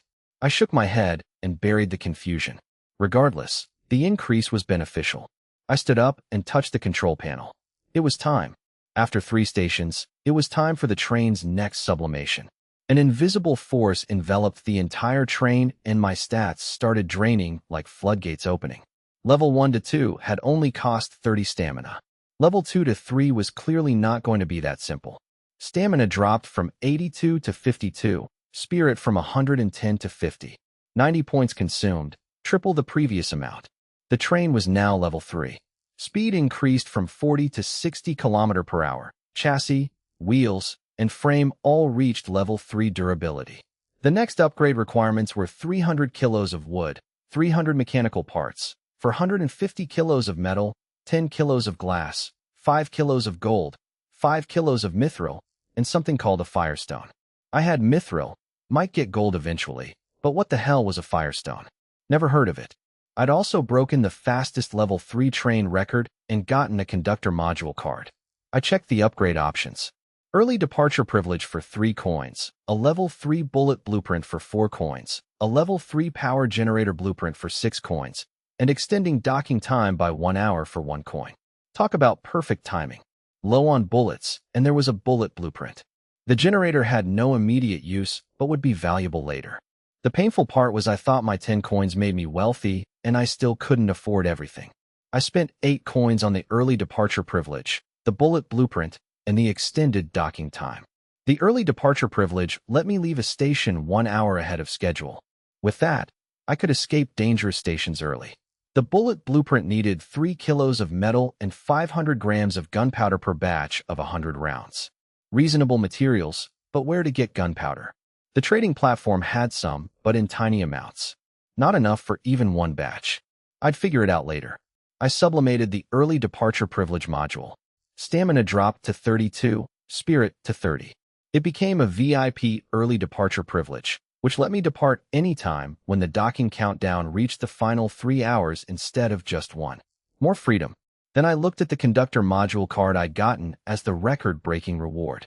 Unlike the special module card, this one was blood red. The pattern wasn't a train either. It was an abstract eye shape. My stamina and mental energy were both depleted though, so I suppressed the urge to activate it immediately and lay on the cold train floor. So tired. It seemed like ever since arriving in this world, I'd been constantly exhausted. Yet because of that, even in this terrifying wilderness, I could still sleep soundly. Clutching the red card, I passed out. That night, few people slept. The chat room was full of fear. People screaming about monsters still chasing them, asking what to do.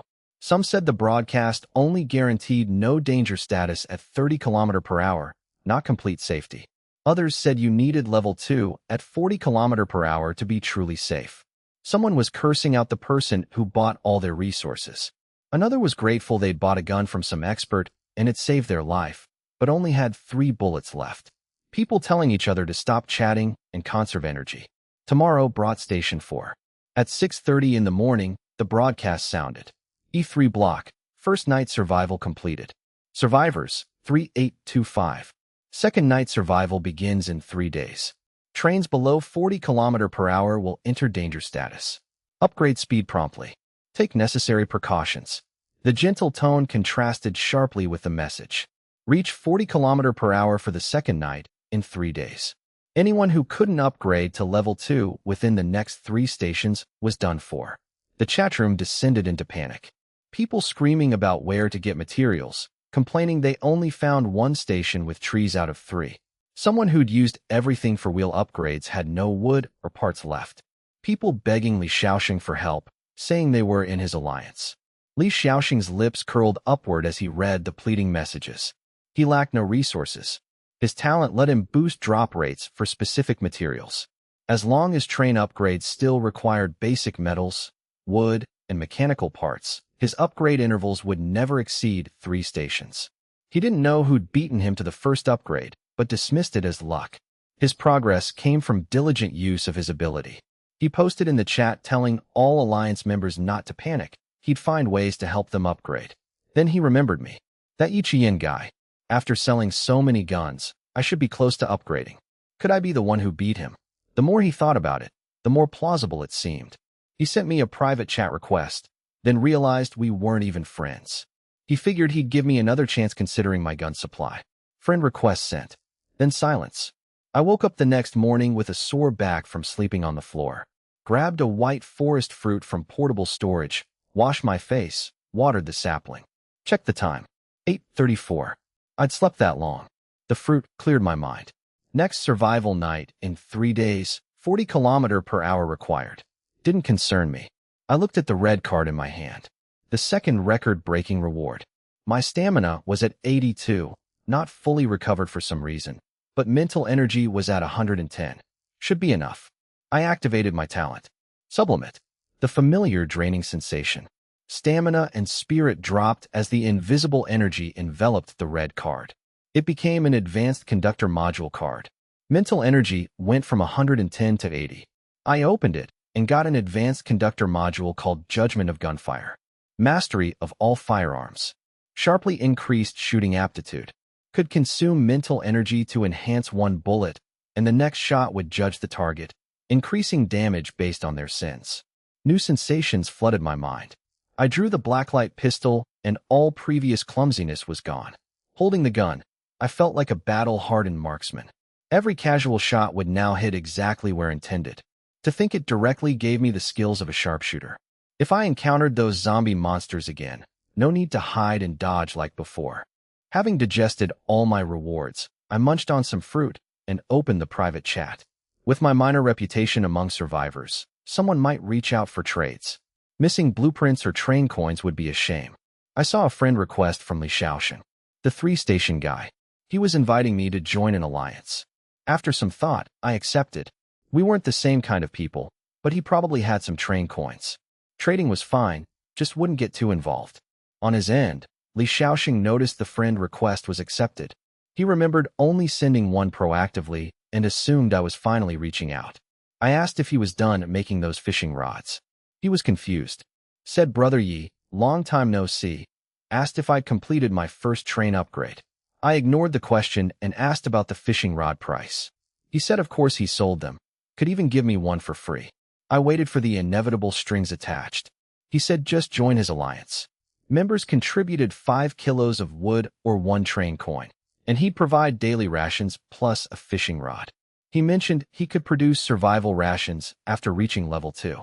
Then he went on about how I'd stockpiled food and water from gun sales, taken over 100 kilos of metal from him, doubtless for firearms. But supplies run out, and guns wouldn't always sell. Join him, arm the alliance members, and when we finally met, we'd become the strongest faction. I calmly finished reading the lengthy message, chewing my fruit, and typed back. So, selling rods or not? If not, forget it. He wasn't the only one selling rods anyway. Someone had obtained a mechanical fishing rod blueprint at the very first station and survived to sell them. When Li Shaoxing stopped responding, I didn't bother waiting. A quick search in the chat room led me to the other seller, a guy named Zhao Lin. I asked if he was selling rods. He said yes. Now this was a seller I could appreciate. 20 mechanical parts and 1 biscuit later, I had a mechanical fishing rod. It was even automated, beats wooden rods by miles. I immediately sublimated it. It became a basic, alluring mechanical fishing rod. No bait required and more effective at attracting fish when cast. I also got a friend request from Zhao Lin and accepted. At 12:30 p.m., a thunderous roar split the gloomy sky. From my climate-controlled carriage, I watched through the window as oppressive black clouds choked everything. A single raindrop fell, then multiplied into a torrential downpour. The announcement system crackled on. Today was thunderstorm day. Next station would likely enter thunderstorm conditions. Rain gear recommended. Since when was this a thing? The wasteland weather affected stations too. I checked the crossroads of fate. 2 options. Station 1, Thunderstrike Goblin Tribe, a level 3 hunting station. Station 2, Mistvale Manor, a level 3 mission station. Station levels increased again. And goblins again. I couldn't shake the feeling I had some bizarre connection to goblins. This was only my 4th station, and 3 had involved them. At this rate, I'd inevitably have to choose a goblin station someday. Not today, though. I had no intention of entering hunting stations that reeked of danger. I chose Mistvale Manor. The train accelerated, space dissolved. Rain formed a thin film over the locomotive as thunder boomed and darkness swallowed everything. The system confirmed we were at Mistvale Manor. Docking time was 5 hours. Good luck. Warning, hazardous. The train had stopped on a broken mountain highway. In the darkness, only the relentless patter of rain. A flash of lightning revealed a police car billowing smoke nearby, surrounded by uniformed corpses. I muttered, not zombies again. Whatever. Wally first. I inserted one of my last 2 train coins into the robot and watched it wobble out. I prepped my gear. 3 special storage units loaded with white forest fruits, bullets, and 3 vials of blessed virus serum. The serum originally only cured zombie virus, but after sublimation it also handled vampirism, spectral corrosion, disease infection, and healed wounds. Basically health potions now. Pistol, rifle, dagger, bulletproof vest, and the mithril cross. Fully armed and wearing a traded raincoat, I pressed the door release. Braving the storm, I walked straight to the wrecked police car. Confirmed the corpses weren't turning into zombies and started searching. Found a voice recorder beside one officer. The recording said they'd received a report from Rainvale Villa on Devil Mountain. Local tycoon Ravi had died there. The cop didn't understand why anyone still lived in that place, how many people had died there over the years. But the tycoon was one of their police station's investors, so they had to find his murderer. As for the real killer, probably Ravi's maid. If they couldn't find the real culprit, they'd just pin it on her. Not like they hadn't done that before. So this was the mission. Or rather, the surface-level mission. I found 2 pistols and 4 magazines of low-grade bullets in the police car, plus a baton. Not useful to me. I tossed them back, took the police badge and chief's identification, and headed up the winding mountain road. Rainvale Villa was less than 15 minutes from where the train stopped. I stood before the iron gates of a massive black estate. A nervous security guard rushed over and asked who I was. I presented the badge and identification. In the dark thunderstorm, it was enough. He called me chief and hurried to open the gates. Said I must find the real killer who murdered their master. I asked how Mr. Ravi died. The guard said 4 nights ago. Besides him, only the son and daughter remained, along with the butler and a maid. He was certain the maid did it. I stopped walking and asked for days ago. So they waited a full day after Ravi's death to report it. Why? He explained it had been raining nonstop all week. Phone lines and internet were affected. They barely managed one call 3 days ago. Since then, nobody dared leave. Classic locked room mystery setup. I'd played murder mystery games with similar premises. But if it were truly this simple, why would this be a level 3 mission station? Even level 2 had monsters like zombies. Something was off.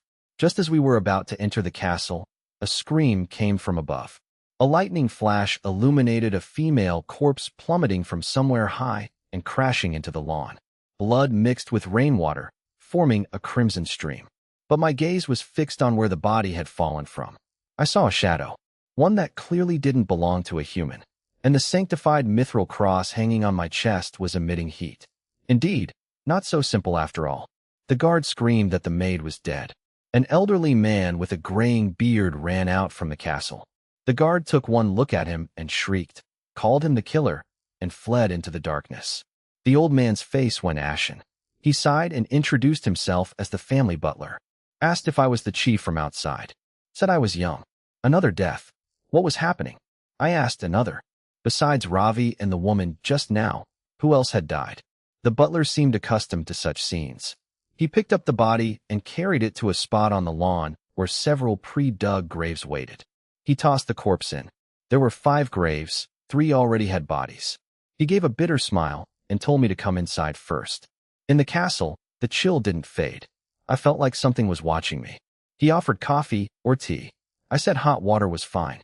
He brought coffee anyway. I didn't drink it. Asked what was actually happening here. The butler sighed.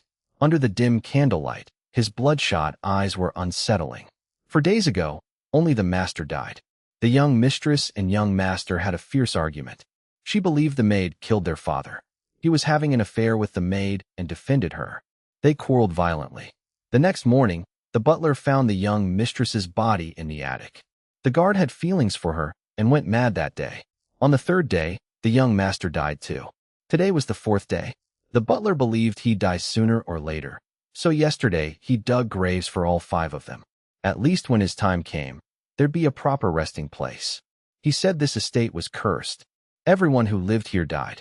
He should have dissuaded the master from buying it just because it was cheap. Told me I should leave as soon as possible. As expected, the mystery had turned supernatural. I gripped the cross tightly. If not for this thing, I would have left immediately. I asked why he was still here. He said he tried to leave, but couldn't. The gates wouldn't let him pass. He'd told the guard to not let me in if the chief came, but he was sorry. If I found myself unable to leave either, he'd dig a grave for me. I asked what he meant by that curse. The old butler was stunned, looked at my young face, showing no fear, and asked if I wasn't afraid. I stood up and looked toward the solid wood stairs leading upstairs. Told him I forgot to mention, besides being a police chief, I also worked part-time as a priest. Since something like this had happened, of course I wouldn't leave easily. I pulled out the mithril sanctuary cross from my chest pocket. The gentle holy light dispelled the surrounding darkness. In that glow, I probably looked like the spokesperson of a deity. The old butler's mouth dropped open. He rubbed his eyes hard, staring at me in disbelief. Stunned for a long moment. Only after the light faded and I cleared my throat did he regain his senses. Said, "Praise the heavens, we were saved." With the part-time priest identity, I quickly learned the secrets of the manor from the old butler. The first owner was secretly a bloodthirsty madman. Once, a prey escaped to the police station and the manor owner used his own maid as a scapegoat. She was thrown into prison, tortured for days by the corrupt police chief who conspired with the manor owner, forced to confess, and executed by shooting. After that, the manor was engulfed in thunder and rain. All contact with the outside world was cut off. When the storm passed, everyone in the manor had died unnatural deaths, including the police chief who'd had an affair with the manor owner's wife. Over the next 30 years, the manor changed hands more than a dozen times. Each owner died a violent death on a rainy night. The current owner, Ravi, didn't believe in ghosts or gods. He was a miser. When he learned about this huge manor being sold cheap and tax-free, he bought it immediately. And then, as the butler said, rainy nights, communication cuts, deaths. The only difference was they'd managed to contact an outside police station and bring me here. Maybe I could really break the curse. I asked where the first owner's maid died. The butler said probably in the clock tower at the highest point of the castle. I already knew what to do. The so-called curse was probably a restless spirit bound to the land. As long as my cross could defeat it, the mission would be solved.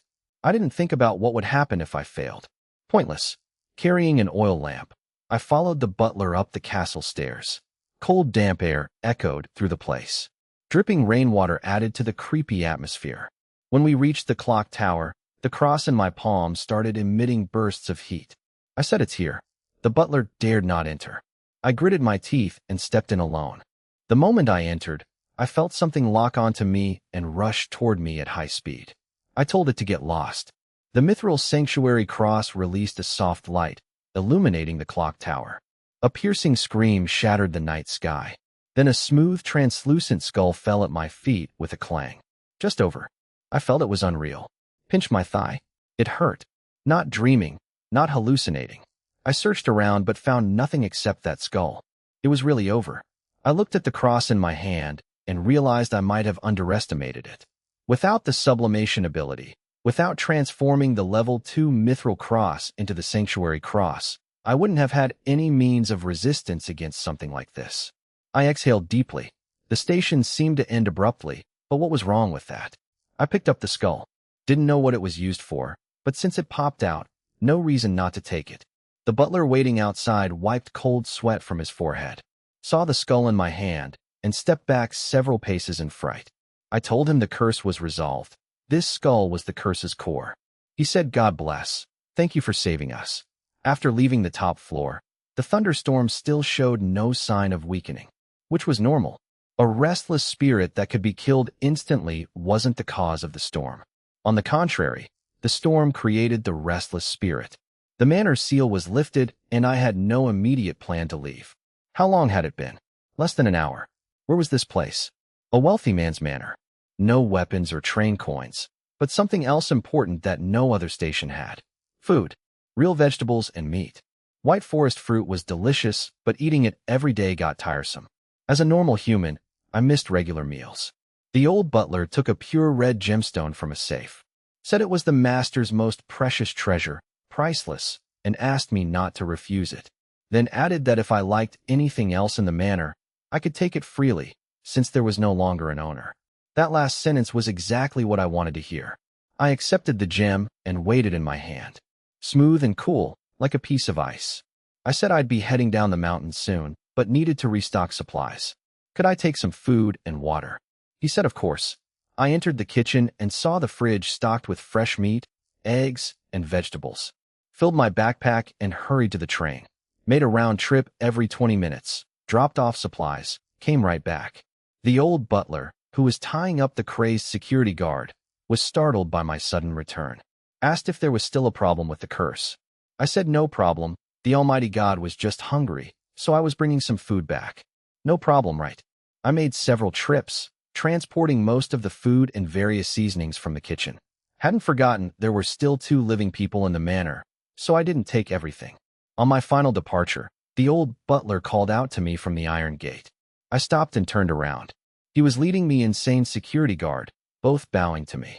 He thanked me for saving their lives and handed over a wooden box tied with ribbon. Said he wasn't implying I'd made too many trips, could empty the entire manor for all he cared. Just remembered this now and would regret it if I left without receiving it. I opened the box and looked slightly surprised. The old butler shook his head and sighed. Said, judging by my expression, I must know about Run Company. These were the coins used in transactions with them. With these coins, I could buy anything from them. The master had collected them for many years and only acquired these 3. Since the master was dead, he'd rather give them to me as a token of gratitude. Inside the box were 3 train coins. But what surprised me more was the name. Run Company. This organization that appeared in Doomsday Town wasn't just background setting. Would I encounter this company at other stations in the future? How vast was this organization? Couldn't figure it out. Lacked information to speculate. I returned to the train for the last time, discarded my raincoat, and smiled at the accumulated food and assortment of pots and pans. Overthinking was useless. Better focus on staying alive. Storage items went into the train's storage unit. No worries about spoilage. I set up a grill inside the train, placed a thick premium steak on it, and prepared my first proper warm dinner since arriving in this world. During grilling breaks, I placed containers outside to collect rainwater and organized my special acquisitions from this station. A purified earthbound object, level 3, could be placed anywhere on the train to ward off evil spirits. A soft ruby, level 1, valuable, certain beings might purchase with train coins, could also be used for a ruby-colored train paint job. Would anyone actually buy that with train coins? Tossed the gem aside. Then I sublimated the skull. Stamina dropped from 56 to 49, spirit from 90 to 50. The invisible energy enveloped it, and the object in my hand transformed from a skull into a perfectly smooth, glowing jade stone. Pure earthbound stone, level 4. Placed anywhere on the train, it enabled evil spirit dispersion. Nullified all evil spirit powers below its level and automatically absorbed negative effects targeting the conductor. The sublimated object's abilities had qualitatively leaped forward. Both could dispel evil spirits, but the level 4 stone added negative effect absorption and immunity to spirits below level 4, meaning before reaching level 5, I'd face no danger from supernatural stations. Most importantly, I didn't sense this stone's potential was exhausted. It could still be sublimated further. Departure countdown showed 42 minutes. While enjoying my steak, I heard noises from the collection station. Wall-E emerged from the hole below, carrying a blood-stained gift box. The robot wobbled over and presented it. Level 3 treasure chest. I told Wall it was a good job and I'd get it some oil later. The robot returned silently to the collection station to hibernate. With the chest in hand, there was no reason to stay. I said depart. The train started, accelerated through the void, emerged from the dark thunderclouds, and returned to the endless wilderness. The broadcast announced all survivors had left Station 4. Station chat function activated. Newcomers hidden module, beginners protection, deactivated. From now on, monsters would attack trains during daytime too. The chat room exploded. People screaming about monsters at night and day now. No sleep allowed, saying just kill them instead of torturing them. Someone said this world wanted them dead and never planned to give a way out. Others wondered why the announcement was delayed again. Someone suggested it meant a level 3 train existed, but was immediately shut down. Nobody could gather that many materials that fast. People saying they'd eat their words if someone did. Someone was selling bug meat for bullets, high protein, tasted like beef. Another person asked if he was Bear Grylls. After 4 stations, survivors had been forced to accept this world's cruelty. Few raged at the announcements anymore. Station 4's death toll was slightly lower than Station 3. 3455 out of 10,000. Fewer than 1,000 deaths.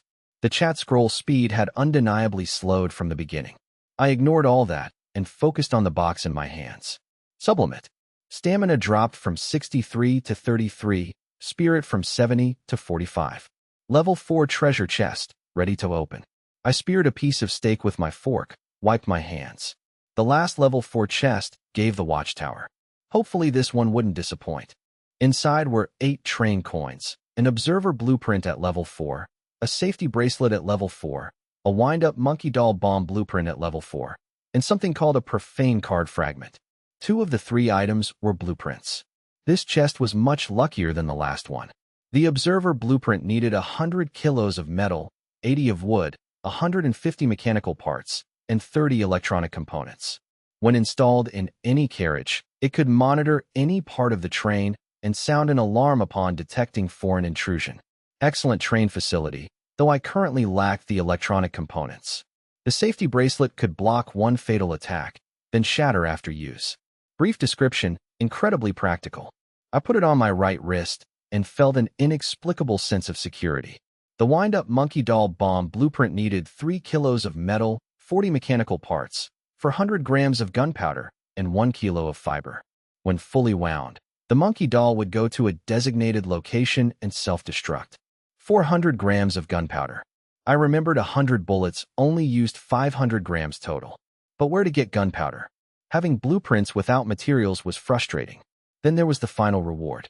A black and gold card, 1/3 of a whole. Profane card fragment.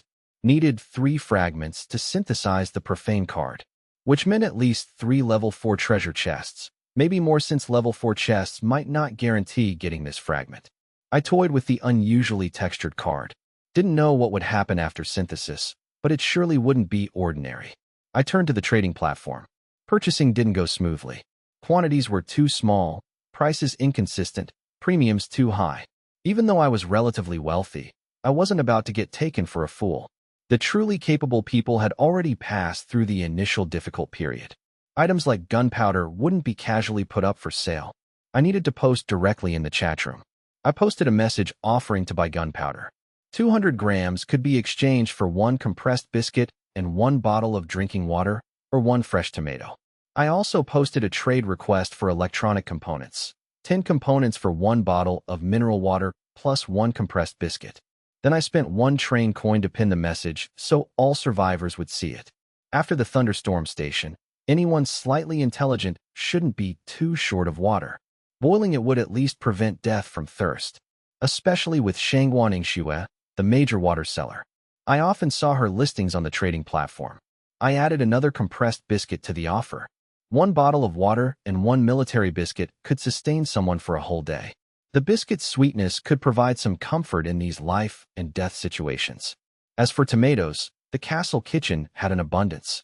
I'd hauled back 3 large crates. Ancient sailors got scurvy from lack of fresh produce on long voyages. Surviving on a train wasn't that different from being on a ship. The chat lit up. People amazed at the pinned message, realizing it cost a train coin. Someone recognized my name as the guy who sold rifles after the first stop. Someone else pointed out I was offering tomatoes and was desperate for fresh fruit. People asking if they could trade other things for tomatoes.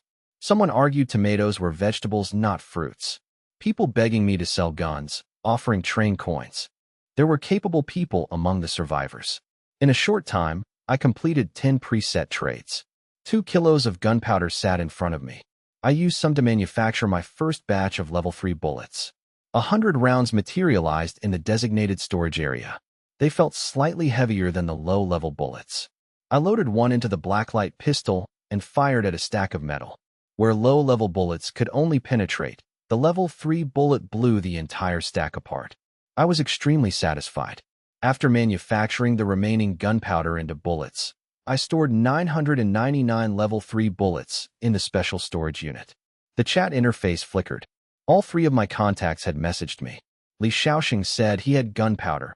I could make weapons. If we joined forces, we could become kings of all conductors. A Chinibu case. Not worth responding to. Zhao Lin asked if I could sell him a gun, could pay with train coins. A smart trading partner. Worth doing business with. Then Shangwaning Shua. She asked what level my train was at now. That one gave me pause. What did she mean? If she was asking whether I'd reached level 2, that was pointless. After the 4th stop, besides Li Shaoxing, others had also upgraded. Even if I hadn't announced it, people would assume I was among them. I wasn't particularly concerned about my train level being exposed. Whether it was known or not didn't matter. I wasn't afraid. I typed back. Just upgraded. Shangwan Ingxue went quiet for a moment at my vague answer. She was apparently half submerged in a steaming bath because she hesitated before asking what I was collecting gunpowder for. Bullets. Could I sell her some? Bullets were attracting customers as soon as I made them. I squinted at the message. As the second conductor besides myself to reach level 2, she naturally had more resources than most. And unlike Li Shaoxing, who was a whole production, trading with her was easy. I told her of course I could sell bullets, but this time I didn't want water or resources.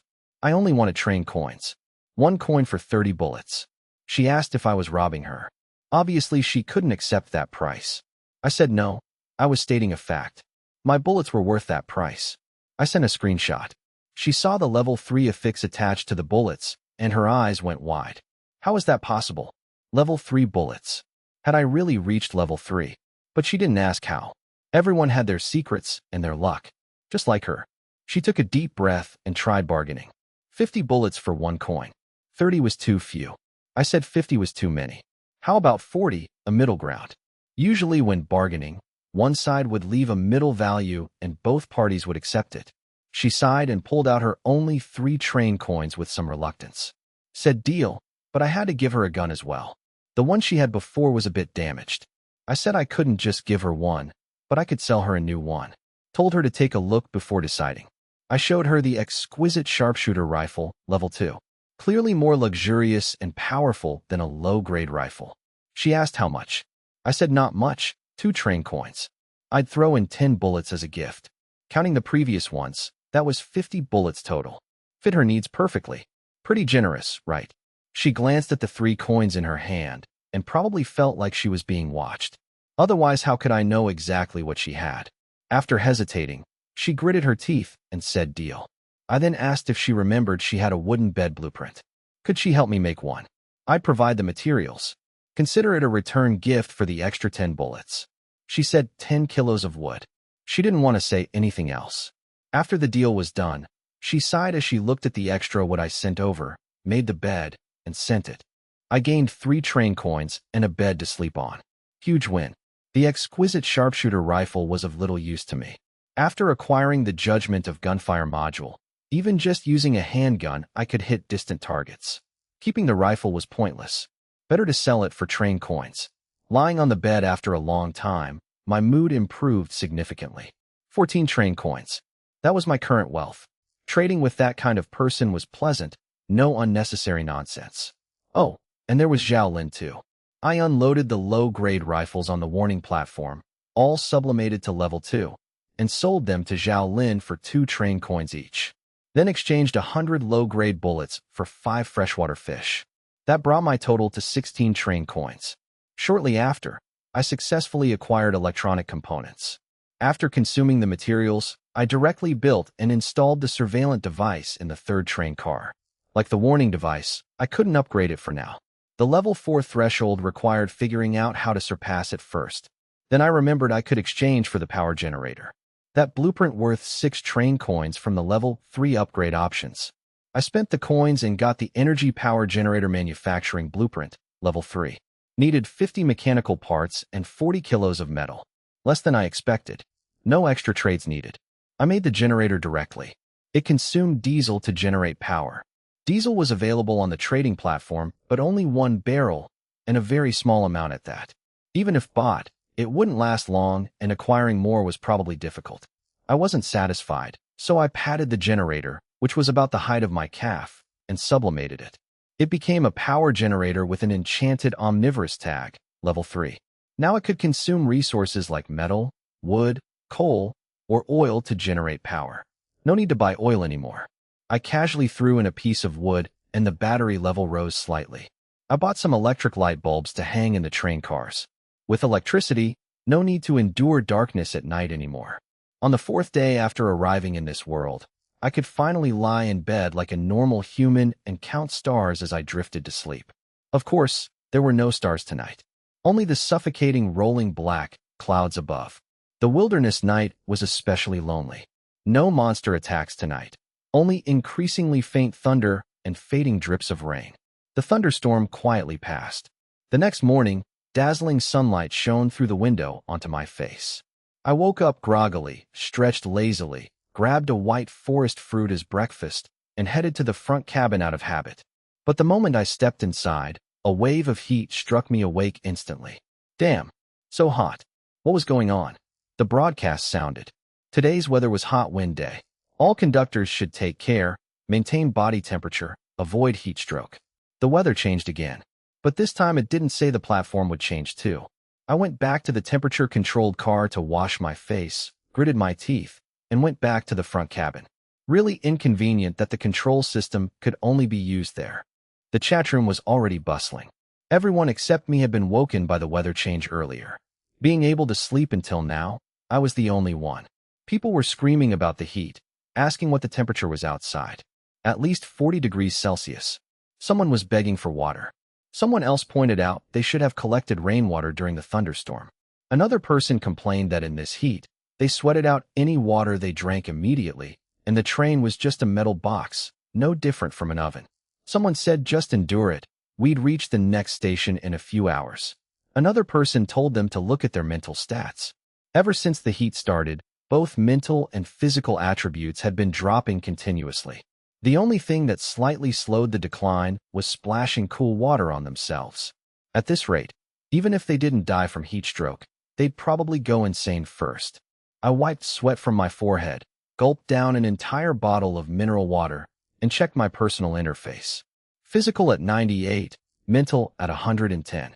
My physical stats were indeed decreasing, but unlike what others reported, my mental stats remained unchanged. My mental state seemed different from others. Could it be from eating too many white forest fruits? Then a gunshot disrupted my thoughts. The warning device was firing. Outside the train, a group of emaciated hyenas had gathered, chasing after the train. Their speed posed no threat to my level 3 train. What concerned me was that unlike the night survival events, there had been no broadcast warning about these monsters. They had simply appeared and begun pursuit. This might become the new normal. Completely random appearances. Nobody had mentioned this in the chat room, meaning I'd simply been unlucky to encounter these hyenas. A private message came in. Zhao Lin asked if there were monsters outside my train too. I asked if she'd encountered some too. She said yes. If she hadn't barely managed to increase her train's speed to 35 km/h after the 4th station, It would have caught her.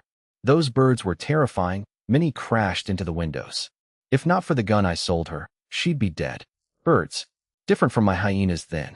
I asked what she wanted to buy this time. She said she needed upgrade materials, but was out of train coins.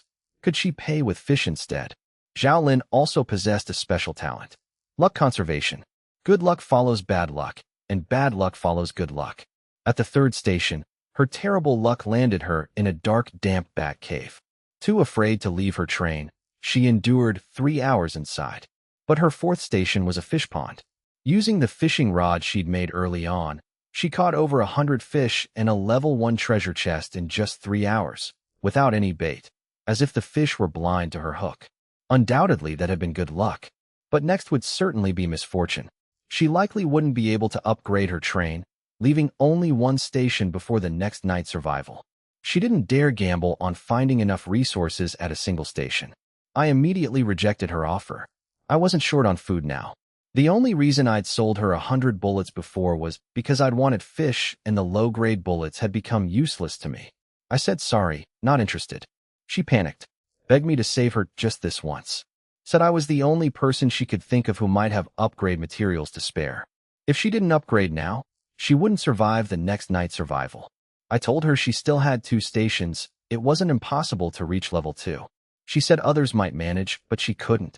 Then she revealed her talent secret, gritted her teeth, and told me everything. This was the first time I'd seen someone else's talent besides my own sublimation. Alternating cycles of good and bad luck. What an abstract talent. Mine was definitely better. No wonder she was desperate. If the next station brought misfortune, even good luck afterward might not guarantee an upgrade. I considered briefly and asked how much she needed. She said 38 kilos of wood, 22 of metal, and 14 mechanical parts. I told her she must have opened a treasure chest before. Give me its contents plus 10 fish. After she upgraded, I wanted to see her upgrade options. And don't try giving me that fishing rod blueprint. I wanted the chest she opened last station. Don't get it wrong. I did have the materials. As the first conductor to trade materials for firearms, even now those guns could hardly fetch such fundamental upgrade resources. But I wasn't running a charity. Helping her now was simply an investment. Someone with a talent might prove a valuable trading partner later. She said yes. Thank you. I was such a good person, she'd repay me. The trade completed. Several items and 10 freshwater fish appeared before me. Waterproof boots, level 1. Tough fishing line, level 1. Plant nutrient solution, level 1. So this was a level 1 treasure chest. I'd never opened one before. Getting one from Zhao Lin could be considered quite a lucky break. The first 2 items weren't particularly useful, but the third one immediately caught my attention. Plant nutrient solution. Accelerated plant growth. Wasn't this exactly what I needed right now? Even after sublimation, the white forest fruit tree still required 9 full days to bear fruit. Only 2 days had passed since planting. What if I used this nutrient solution on it? I sublimated it first. Stamina dropped from 95 to 85. It became a high-efficiency plant nutrient solution. Greatly accelerated plant growth. The effect remained largely the same, just with a high-efficiency prefix added. Surprisingly, it hadn't exhausted its potential yet. I sublimated again. Stamina dropped from 85 to 65. It became a blessed plant elixir. Now its potential was exhausted. More than just the prefix changed, the entire name transformed. I hurried back to the temperature-controlled carriage's rear section and poured the elixir into the wooden box containing the white forest tree. Seconds later, a white glow enveloped the box. The previously stunted sapling began growing rapidly upward, reaching the carriage ceiling in the blink of an eye, nearly breaking through. Then white forest fruits began appearing on the branches at visible speed. 1, 2, an endless stream of fruits emerged from the treetop. Only when the milky white glow faded did the fruit growth finally stop. I rubbed my eyes and pinched myself. Was I dreaming? It actually grew this much. I plucked a fruit, and the familiar fragrance snapped me back to reality. Nearly took a bite before remembering the side effects. The tree was now a blessed white forest tree, level 4. Produced 3 blessed white forest fruits daily. The fruits themselves were level 4 too. Could be consumed without processing. Restored stamina and mental energy while increasing hallucination resistance.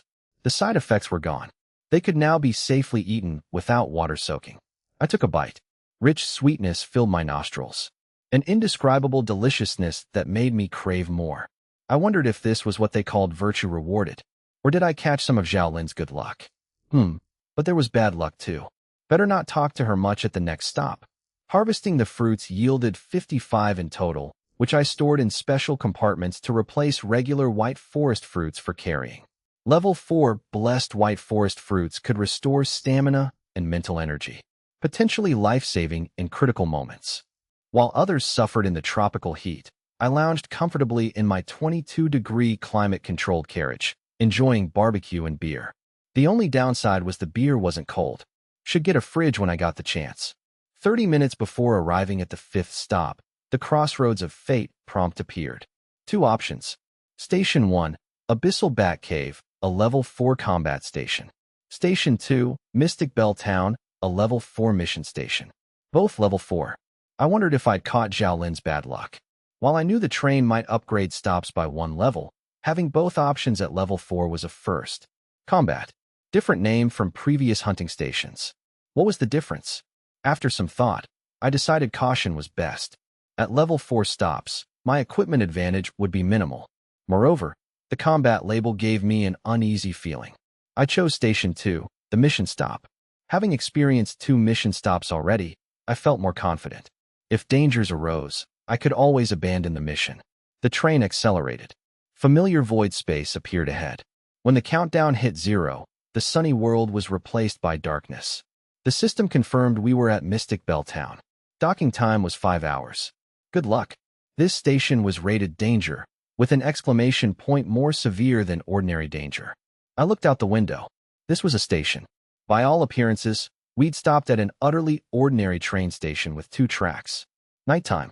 Light snow falling from the sky. Following protocol, I first woke Wall E, inserted 1 train coin. The little robot wobbled off the train.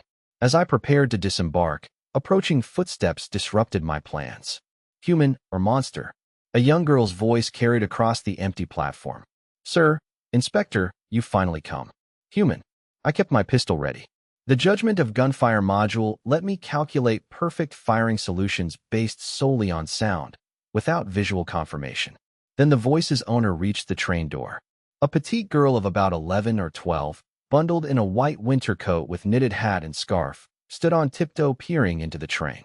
She said, where's the inspector? Then she spotted me and waved enthusiastically. Said Inspector, please come out. Everyone's been waiting so very long. Inspector. Everyone. I hesitated briefly, then opened the door. If this girl posed any threat, either the warning device or pure earthbound stone would react. I asked her name. She blinked big azure eyes and answered cheerfully. She was Tina. Sister Nun said a train-riding chief inspector would come save them. Everyone had waited so long. Sister didn't lie, the inspector really came. I looked at her and nodded with a kind smile. Confirmed that the person arriving by train would be the inspector. Besides me, there was no second person, so I was indeed the inspector. She said, "Yay, come with her quickly, everyone had been waiting forever." I told her to wait a moment and handed her an ordinary white forest fruit. The little girl showed no fear or hesitation as she took a bite. Said it was delicious and thanked me. I smiled without responding, checked my equipment one last time, put on the chapel cross, and stepped off the train. After closing the door and setting the warning device to maximum power, I turned my attention to the little girl nibbling on her fruit. Told her let's go meet these people. Following the girl away from the unnaturally normal station, we entered a small town dusted with light snow. No streetlights. Only a single lantern hanging above the church at its center, our apparent destination. The church resembled an upright train cab. The town was quiet, yet I could feel eyes watching from the darkness. Occasional whispers sent chills down my spine. I kept one hand on my blacklight pistol and the chapel cross. I hadn't forgotten the station's warning. This town's threat level was marked danger with an exclamation point, more severe than ordinary danger. Yet in this eerie environment that would terrify most adults, little Tina seemed completely unaffected, skipping along like the only splash of color in a grayscale world. We reached the church. Tina stood before the doors, the overhead lantern illuminating her as she beckoned me inside. I told her to go first. She pushed open the doors and bright light revealed hundreds of townspeople seated along both sides, heads bowed in prayer. Only the golden-haired nun in black at the front stood, lowering her black-bound book as she noticed Tina, then me behind her. Tina announced she'd brought the inspector. At these words, all praying residents fell silent simultaneously. Like marionettes, their heads lifted in unison, hundreds of eyes locking onto my face. I stood my ground, the safety on my blacklight pistol already off. The slightest hostile move would send a bullet through the nun's skull. The nun smiled warmly and said there was no need for alarm. They meant me no harm. Told everyone to continue their prayers, don't frighten the inspector. Told Tina to go prepare. Tina scampered to the back. The townspeople resumed praying. Only the nun walked normally, retrieving a box from beneath the pulpit and approaching me. She said this was my reward. I said I'd done nothing to earn it. Told her to stay where she was and asked what was really happening here. I aimed my pistol at her head. This town wasn't right. Anyone could see that. Yet amidst this abnormality existed Tina and this nun, their very normality making everything more unsettling. Unfazed, the nun stopped as instructed but knelt to place the box on the floor, opening it to reveal its contents. 1/3 of a black and gold card. I recognized it instantly, even without the train's appraisal. Blasphemy card. Still smiling, the nun knelt before the partial card, clasping her hands in prayer. Said only those who blaspheme against gods could enter this world. I was the inspector she'd awaited, or more accurately, the blasphemer. I asked what she was talking about. I glanced at my chest cross. No reaction. This woman wasn't evil. The nun's gaze also flicked to my cross as she lifted the blasphemy card fragment and advanced. Said inspector was just the title for Tina. Only trained conductors possessing blasphemy cards could enter this world, though she could call me conductor if I preferred. She chuckled and asked which stop this town was for me. She knew about conductors. As she drew nearer, I gave a cold laugh and bolted for the station. The golden-haired nun stared in surprise before reaching out and saying, "Wait, don't run." I said only fools wouldn't run. I didn't slow down. The flustered nun shouted, "Stop him." The praying townspeople sprang into action, sprinting after me with impossible speed. I knew this stop wouldn't be easy. Seeing my pursuers gaining, I gritted my teeth and fired. Bang! The lead pursuer took a headshot, but the golden-haired nun smirked. Said useless. These were her creations. Mere bullets couldn't stop them. Besides, conductors entering here were at most level 3. A novice like me could never. Her triumph lasted seconds before she realized her connection to that puppet had severed. I'd actually destroyed one. Impossible. As she'd said, ordinary bullets wouldn't work. But what about level 3 bullets with armor-piercing effects? I kept firing, each shot precisely striking joints or heads. After eliminating several, I'd create distance before repeating the process. With the judgment of gunfire module, my aim required no conscious thought. Maintaining this balance, I actually seemed likely to escape the town. Then a soft sigh. Less than 100 meters from the station, the golden-haired nun appeared before me. Her arrival came without any warning, as if she had always been there. Said the train was only level 3, yet it could defeat her puppet. It had been a long time since she'd been this surprised. The warning device activated. But before any bullets could be fired, several black chains blocked the gun barrel. She said a warning watchtower device. I even had something like that. Lucky her. Seeing the warning device so easily blocked, the corner of my mouth twitched. I told her big sister I had no past grudges or recent conflicts with her. No need to be so hostile.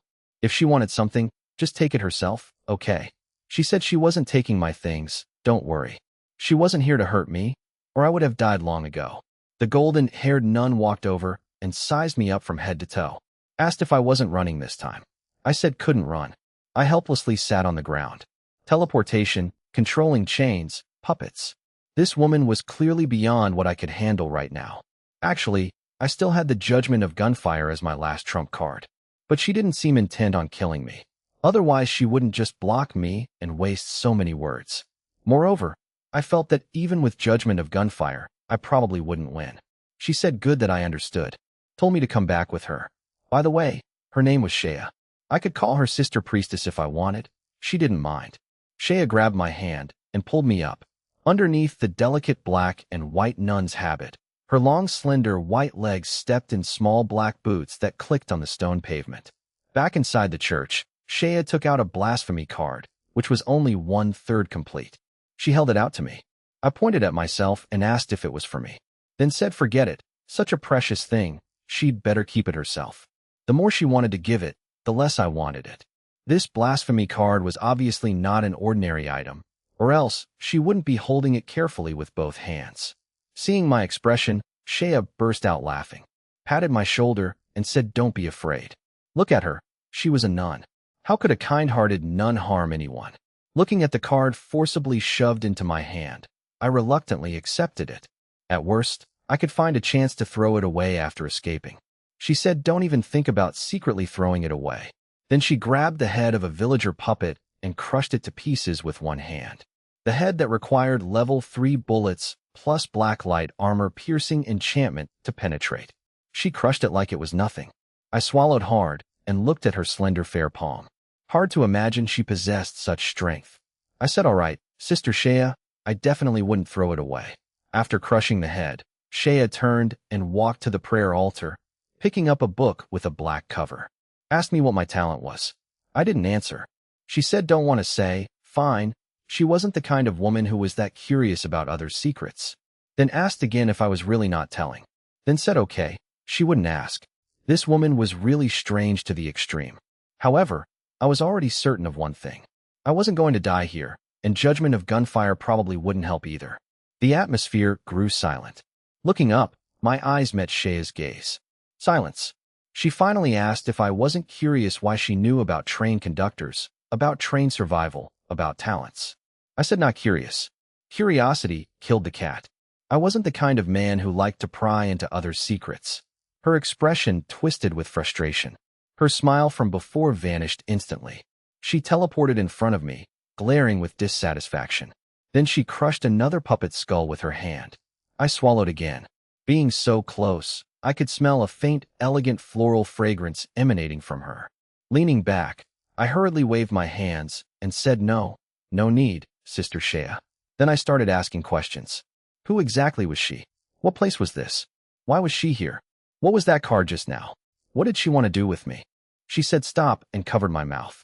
Asked of all the things I said, which one did I want her to answer first? I quickly shook my head to show I wasn't being deliberately rude. Damn, this woman changed her face faster than flipping a page. She was the one who told me to ask questions, and I just said 1 or 2 extra sentences. Was violence really necessary? A kind-hearted nun. More like a violent woman. Shea let go and casually kicked a villager puppet aside, sitting cross-legged on a bench. Took a deep breath and once again revealed that holy and gentle demeanor, smiling warmly. Said, come to think of it, she was kind of my senior. She arrived in this world 20 years ago to survive on the train. 20 years ago. Just as I'd guessed, I was definitely not the first batch of survivors to arrive in this world. That meant Shea's age should be. She asked if I was thinking something very rude. I said no, not at all. I was just thinking how someone as beautiful and kind-hearted as Sister Shea could appear here. Hearing this, Shea was momentarily distracted. Then she said she was sealed into this world. Normally, no one could enter this platform, because the bastard who sealed her erased this station completely. The higher the train's level, the harder it was to find this place. So her former companions couldn't come to rescue her. And low-level trains had no qualifications to enter this station. But I entered. Why? Was it because of my talent? My gaze shifted slightly. If it weren't for the crossroads of fate, this station's destination should have been that slaughter station. And the appearance of the crossroads of fate was also due to my talent. So Shea was right. All of this really was because of the sublimation talent. Seeing my expression, the corner of Shea's mouth lifted a little. She said she wouldn't force me to tell her my secret, but told me not to casually reveal my talent and abilities to others. After all, there were no good people in this world. Talent was something only a few survivors possessed, and once you had it, it could not be changed. Even the worst talent would make those without talent envious. Of course, if I wanted to tell her, that was fine. Sister wouldn't leak my secrets. And that card too. I absolutely must not let anyone know I had the blasphemy card, not even my closest people. If anyone found out I had it, someone would come for my life. Even if they couldn't kill me, they'd end up like her. Damn, such a dangerous thing. and she still gave it to me. I really wanted to say, why don't you take it back? I had no luck to handle this card. But looking into Shaya's eyes, I knew that was impossible. Since she probably wouldn't kill me, I wasn't as afraid anymore. I might as well be bold and clarify the things I wanted to know. This senior from over 20 years ago must know many things I didn't. I asked if she was among the first batch of survivors. She said no, there were quite a few batches before her. It was just that they rarely saw them. I asked why. Shaya snapped her fingers, and several chains materialized midair, assembling into a train track. She told me to remember that the world we were in was infinite. All stations were different worlds. In her era, there was a powerful guy who wanted to measure how vast the wilderness outside was. So he united all the strong train conductors of that time to gather resources and boosted his train's speed to levels even she could hardly imagine. As if recalling a terrifying number, she clicked her tongue. That guy had a module. Oh, I knew about modules, right? These chains of hers were also a module. I could consider them as magic, sci-fi weapons. They were all similar anyway. This was the best way for train conductors to enhance their power. However, I was only a level 3 conductor now. Obtaining modules wasn't easy, since they only had an extremely small chance of appearing in level 5 plus treasure chests or after train upgrades. She looked at me with a scrutinizing gaze and asked how I shot so accurately earlier. Did I already get a module from the upgrade options and purchase it? Facing her gaze, I could only chuckle sheepishly.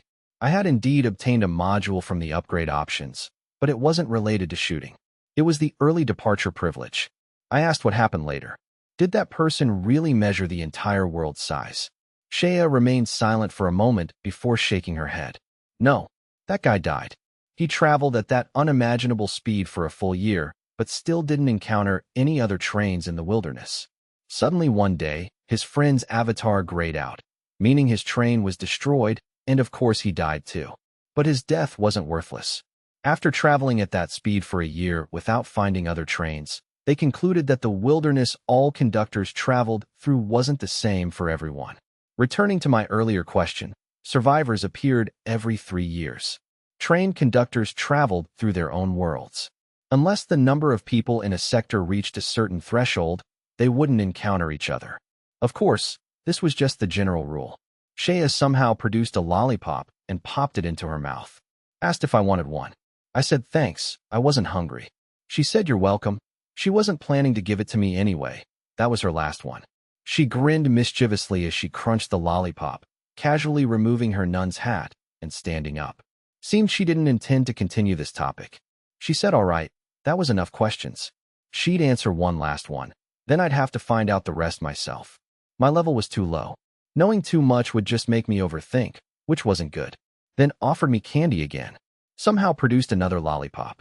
Without waiting for my response, she unwrapped it and stuffed it directly into my mouth. It was sweet, but left a slightly bitter aftertaste. The cooling sensation made me inexplicably relaxed, wiping away the lingering exhaustion from my earlier escape. She asked how it was. Tasted good, right? I said I thought she said it was her last one. She said of course she was lying. The more beautiful a woman is, the better she lies. That saying couldn't be more accurate. As I crunched the candy, I thought of my final question. I asked if she knew about Run Company. Told her about what I'd seen in Doomsday Town and Rainvale Villa. She looked confused and said she didn't know this company. But judging from my reaction, I'd seen this organization across multiple stations, right? Told me not to worry too much. There were many similar forces. After all, this train survival game had been going on for who knows how many years. Some people inevitably grew unwilling to continue risking their lives and wanted to stop. It was inevitable that the organizations and forces they established would influence some stations. Then she said that question didn't count, but I didn't get to ask more. Time was almost up. She clapped her hands and told me to come see her train. Tina, who had been missing, came running from behind the church to her side.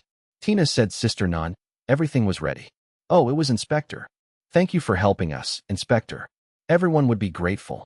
She happily approached me, took my hand, and swung it playfully. Then Shaya dropped the bomb. Tina was also her puppet. Cute, right? I said puppet. She asked what, didn't I believe her? Little Tina was her finest creation. I rubbed my eyes watching Tina's movements, completely indistinguishable from a real little girl's. I poked her cheek. This was a puppet. It was exactly like a real person. Wait, could she have been made from a real person? Images flashed through my mind of Shea capturing little girls and refining them.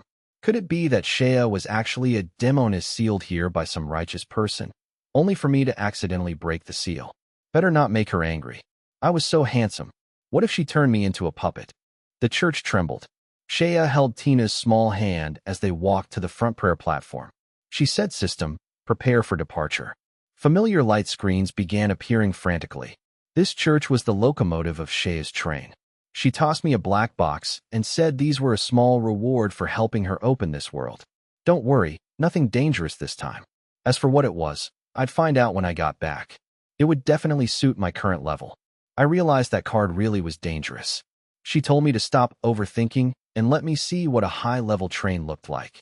The church continued transforming, eventually assembling into the shape of a locomotive. Black tracks appeared beneath its wheels, and in an instant, they arrived at the station outside the town. I said so fast. Compared to Shea's train, mine moved as slowly as a snail. I asked if the entire church was part of the train space. How many upgrades would it take to reach this level? She said, impressed. She was a level 57 train conductor. This rank was considered quite formidable even in her era. I didn't catch the rest of her words. I was stunned by the number 57. Judging by how each train level upgrade required accessing higher level platforms, could there really be platforms above level 50? Shea answered my unspoken question. That was too simple to even be considered a question. Platforms maxed out at level 12. Buildings, items, treasure chests, all capped at 12. Everything except conductor levels stopped at 12. At least, that was how it was 15 years ago. She wasn't sure about now, but it probably hadn't increased much. She finished configuring the train controls and poked my cheek. Said no matter what happened, never let the blasphemy card leave my possession. It belonged to me. Never ever lose it. I sensed no malice. She was just teasing me. I said, don't worry, Sister Shea. I wouldn't lose the one she gave me. She said, and don't lose my own either. Try to synthesize it soon. Though dangerous, it would bring me great benefits. Tremendous benefits. A hint of melancholy colored her voice. Then she said she was leaving now. She could take my train with her, but staying aboard forever would be dull. Enjoy my time on land until the docking countdown ended. Those houses in town were just disposable train cars she'd made long ago. Recycle them as I pleased. Take whatever I wanted. Before I left, burn this place down for her. She would never return here again. Her gaze seemed to pierce through the church walls, sweeping across the town that had imprisoned her for 15 years. The church doors, no, the train doors, slowly opened. Little Tina took my hand and said, Mr. Inspector, we were leaving. Time for me to disembark. Tina was unbearably cute. Impossibly so for what was merely a puppet. I patted her head, remembering our first meeting.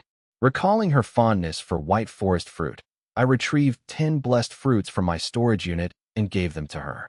She immediately started munching on one. The aroma caught Shea's attention as she worked nearby. Noticing the fruit in Tina's hand, she paused thoughtfully. Said I was truly blessed by fortune. No wonder I found that 1/3 fragment. And why did it carry a blessing aura? How peculiar. That's storage unit ability. Would such a rare carriage really appear on a mere level 3 train? Had 15 years of sealing made her obsolete? Were conductors this impressive now? Just what was my talent? How fascinating. Unaware of Shea's suppressed curiosity, I carried the box outside, bidding final farewell to Tina. Only upon exiting did I see the full majesty of Shea's level 57 train, understanding why this station had dual tracks. Black dominated its frame, accented by pure white lines and angelic motifs. Each of its 18 uniquely designed carriages exuded luxury and sophistication. From outside, one could never imagine its interior contained a space as vast as a cathedral. I wondered about spatial compression. Could my train achieve that someday? I wasn't joking. I felt genuine envy. Turning back to my own ramshackle 2-carriage train, I said east or west, home is best. Then told myself, don't worry, we'd surpass hers in size and grandeur. While psyching myself up, I found a friend request from Shea upon reboarding. I really wanted to decline. Something told me getting involved with this woman meant trouble. Then a forcibly transmitted message flashed across my display. You wouldn't dare refuse, would you? accompanied by a chibi Shea emoji grinning mischievously. I said of course not. Having Sister Shea as a friend was an honor. Faced with choosing between becoming a puppet or staying alive, I unhesitatingly picked survival. Still, I sneakily edited her contact name to Golden Retriever. My petty amusement backfired instantly.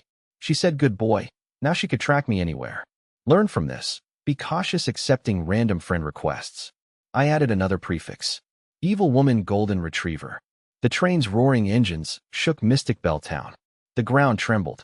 After 15 years of stagnation, the train yearned to move. Fireworks exploded across the sky. Inside, Shea bit into a lollipop that had materialized from nowhere. Said finally, time to leave. Countless chains materialized ahead, laying tracks through distorted space. Night Angel, departing. Her triumphant announcement echoed through speakers. The angelic patterns on the black train seemed to come alive. Then it vanished into the void. Silence reclaimed Mystic Bell Town. I said dynamic train skins. That was a thing. Damn cool. I glanced back at my own train. Better not dwell on it. I examined the box Shea had given me. Neither heavy nor light, just an ordinary gift box. The system identified it as a level 9 safety box. Absolute security. Impervious to external damage, immune to forced entry. Items stored within were completely safe. Had to be placed in a permanent location. Once set, only the placer could relocate it. Current status was awaiting binding before opening. Level 9. Holy shit. I'd assumed it was ordinary. Never expected such generosity. Even empty, the box itself was invaluable. I hastily changed her contact name from Old Hag to Beautiful Kind-Hearted Lady.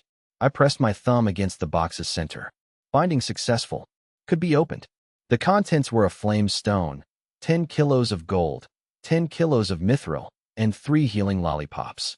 So these were materials for upgrading to level 4 and candy. The safety box functioned similarly to storage units, categorizing items by type rather than quantity. I wasn't particularly disappointed by the contents. The flamestone was an essential item for upgrading my train to level 4, something I hadn't yet found a way to obtain. Without my sublimation talent, this would have been incredibly valuable. Shea had no way of knowing about my special ability, so her choice of gifts made perfect sense. But the candy in the last slot. Shea's healing lollipops, level 8.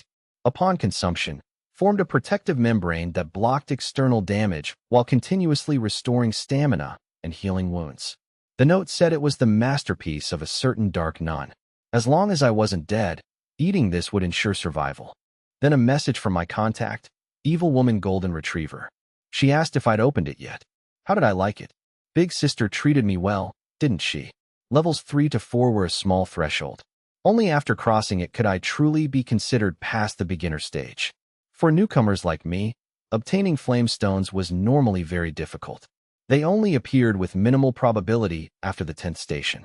Even with the best luck, reaching Mystic Bell Town should be around my 8th station at level 3.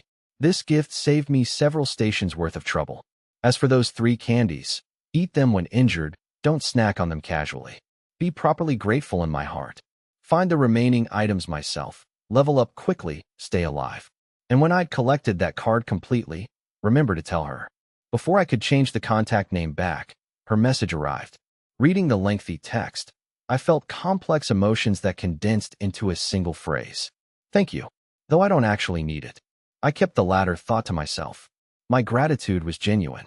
While Shea undoubtedly had her own motives for giving me that 1/3 of the blasphemy card, I'd also learned much from her. Moreover, even if she hadn't given it to me, wouldn't I have sought it out myself? Impossible. If I encountered another fragment, I would undoubtedly find a way to obtain it. The blasphemy card. What would happen if it were truly completed? Meanwhile, the night angel traveled through the wilderness.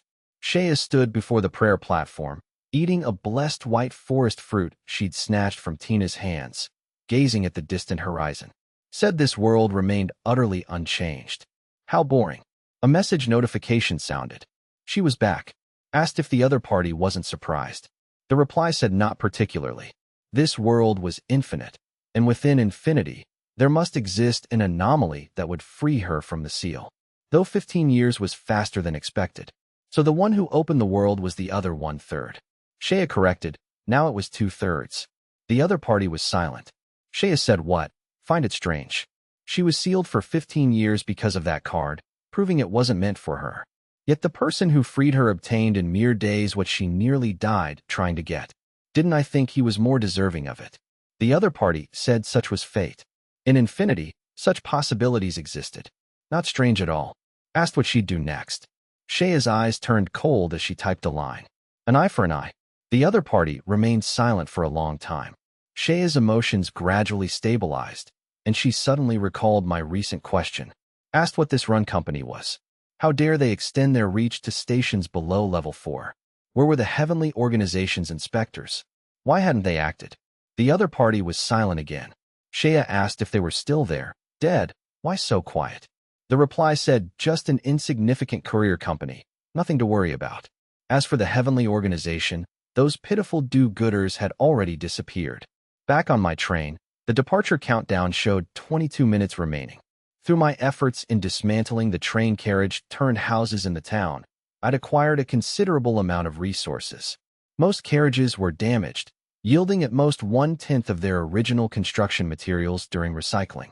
Moreover, dismantling required manual labor. The only silver lining was that Shaya seemed to have anticipated this. The safety box she'd given me could store entire carriages. Compared to storage units, this level 9 safety box had much looser capacity standards, though carriages couldn't be stacked in the same slot. Otherwise, I would have taken every carriage house in town. Another minor regret. The processing station required time for recycling. Only 9 carriages had been processed in nearly 4 hours. With the departure countdown nearing its end, the remaining carriages in town would have to be abandoned. After organizing my materials and storage, I took stock of my current resources. 645 kilos of wood, 770 of metal, 505 mechanical parts, 180 kilos of glass, 35 of rubber, 60 of fiber, 10 kilos of gold, 10 of mithril, and 1 flamestone.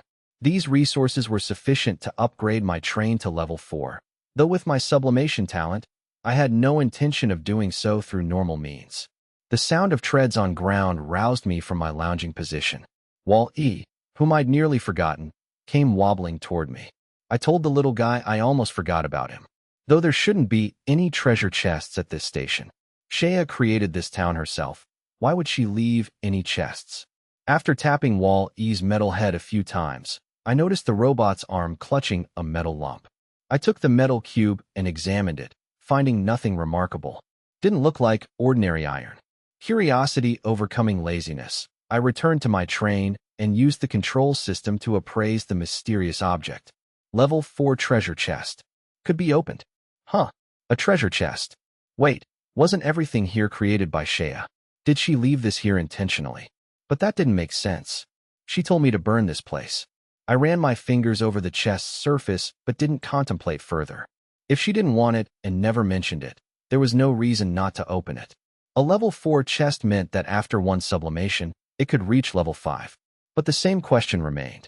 Could I actually sublimate a level 4 chest? Currently, my maximum stamina and mental energy were both 210 points. Sublimating a level 3 chest to level 4 required 55 points. Would level 4 to 5 require several times that? I absently took a bite of white forest fruit when I suddenly realized something odd. Strange, why did I keep feeling like I couldn't reach level 5? This wasn't the first time I'd felt this way. Previously, I might have attributed it to insufficient stamina and mental energy. But sublimating a level 3 chest to level 4 only required 55 points.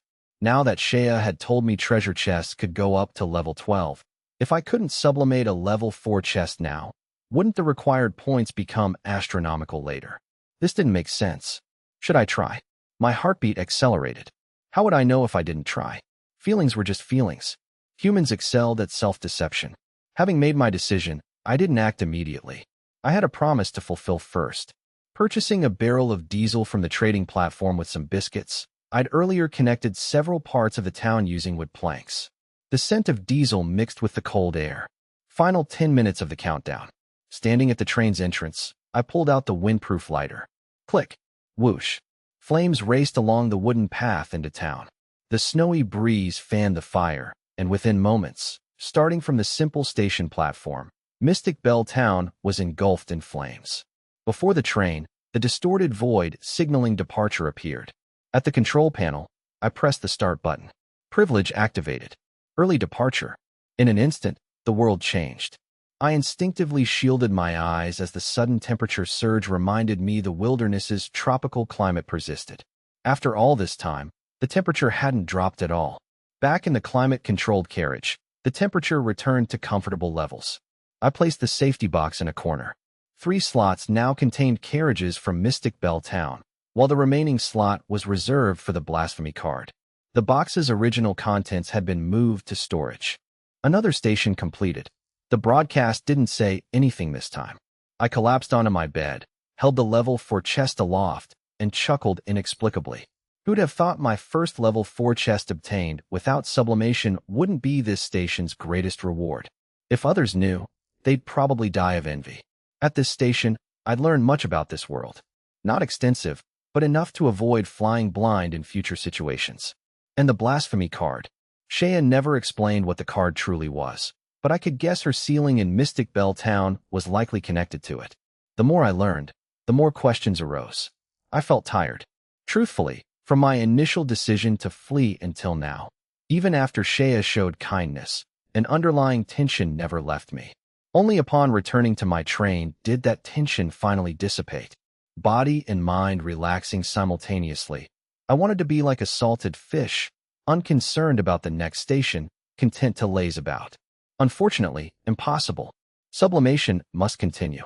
Stations wouldn't wait for me. Tossing the level 4 chest in my hand, I stared at it. Despite the inexplicable feeling telling me sublimation would fail, I wanted to try. Stamina at 89, mental energy at 110. Stamina wasn't full, but that didn't matter. I placed one of Shea's healing lollipops in my mouth.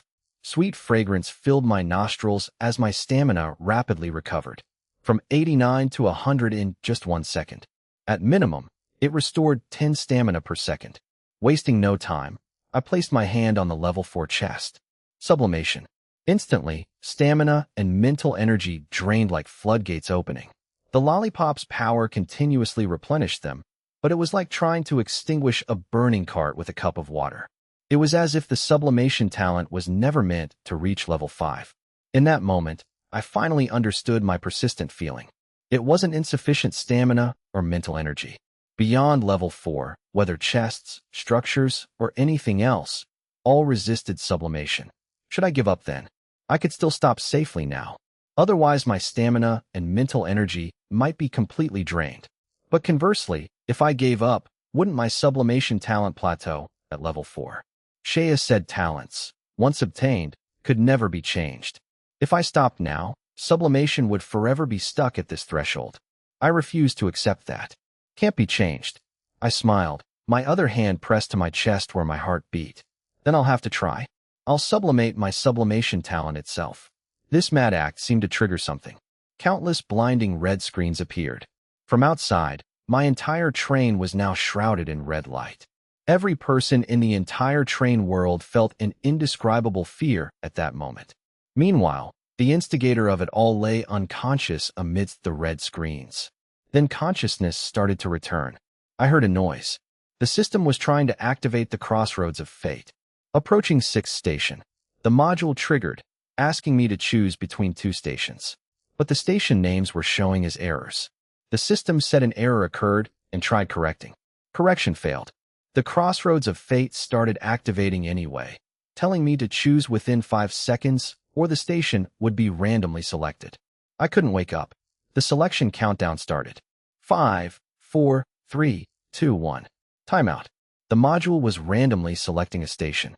It selected Hope Valley, a level 4 slaughter station. The train accelerated. The environment transformed. Passing through the void, the wilderness outside became forest. Then the departure countdown showed infinity. Error. Clearing interference. Revision complete. Confirmed. Then the system said it was performing a forced revision, eliminating the interferer. Elimination successful. The departure countdown reset to 9 hours, 59 minutes, and 59 seconds. Current station was extremely dangerous. Be careful. Survive. Special note said completing this station would yield special rewards. Survive until departure. In the quiet train, my consciousness gradually returned.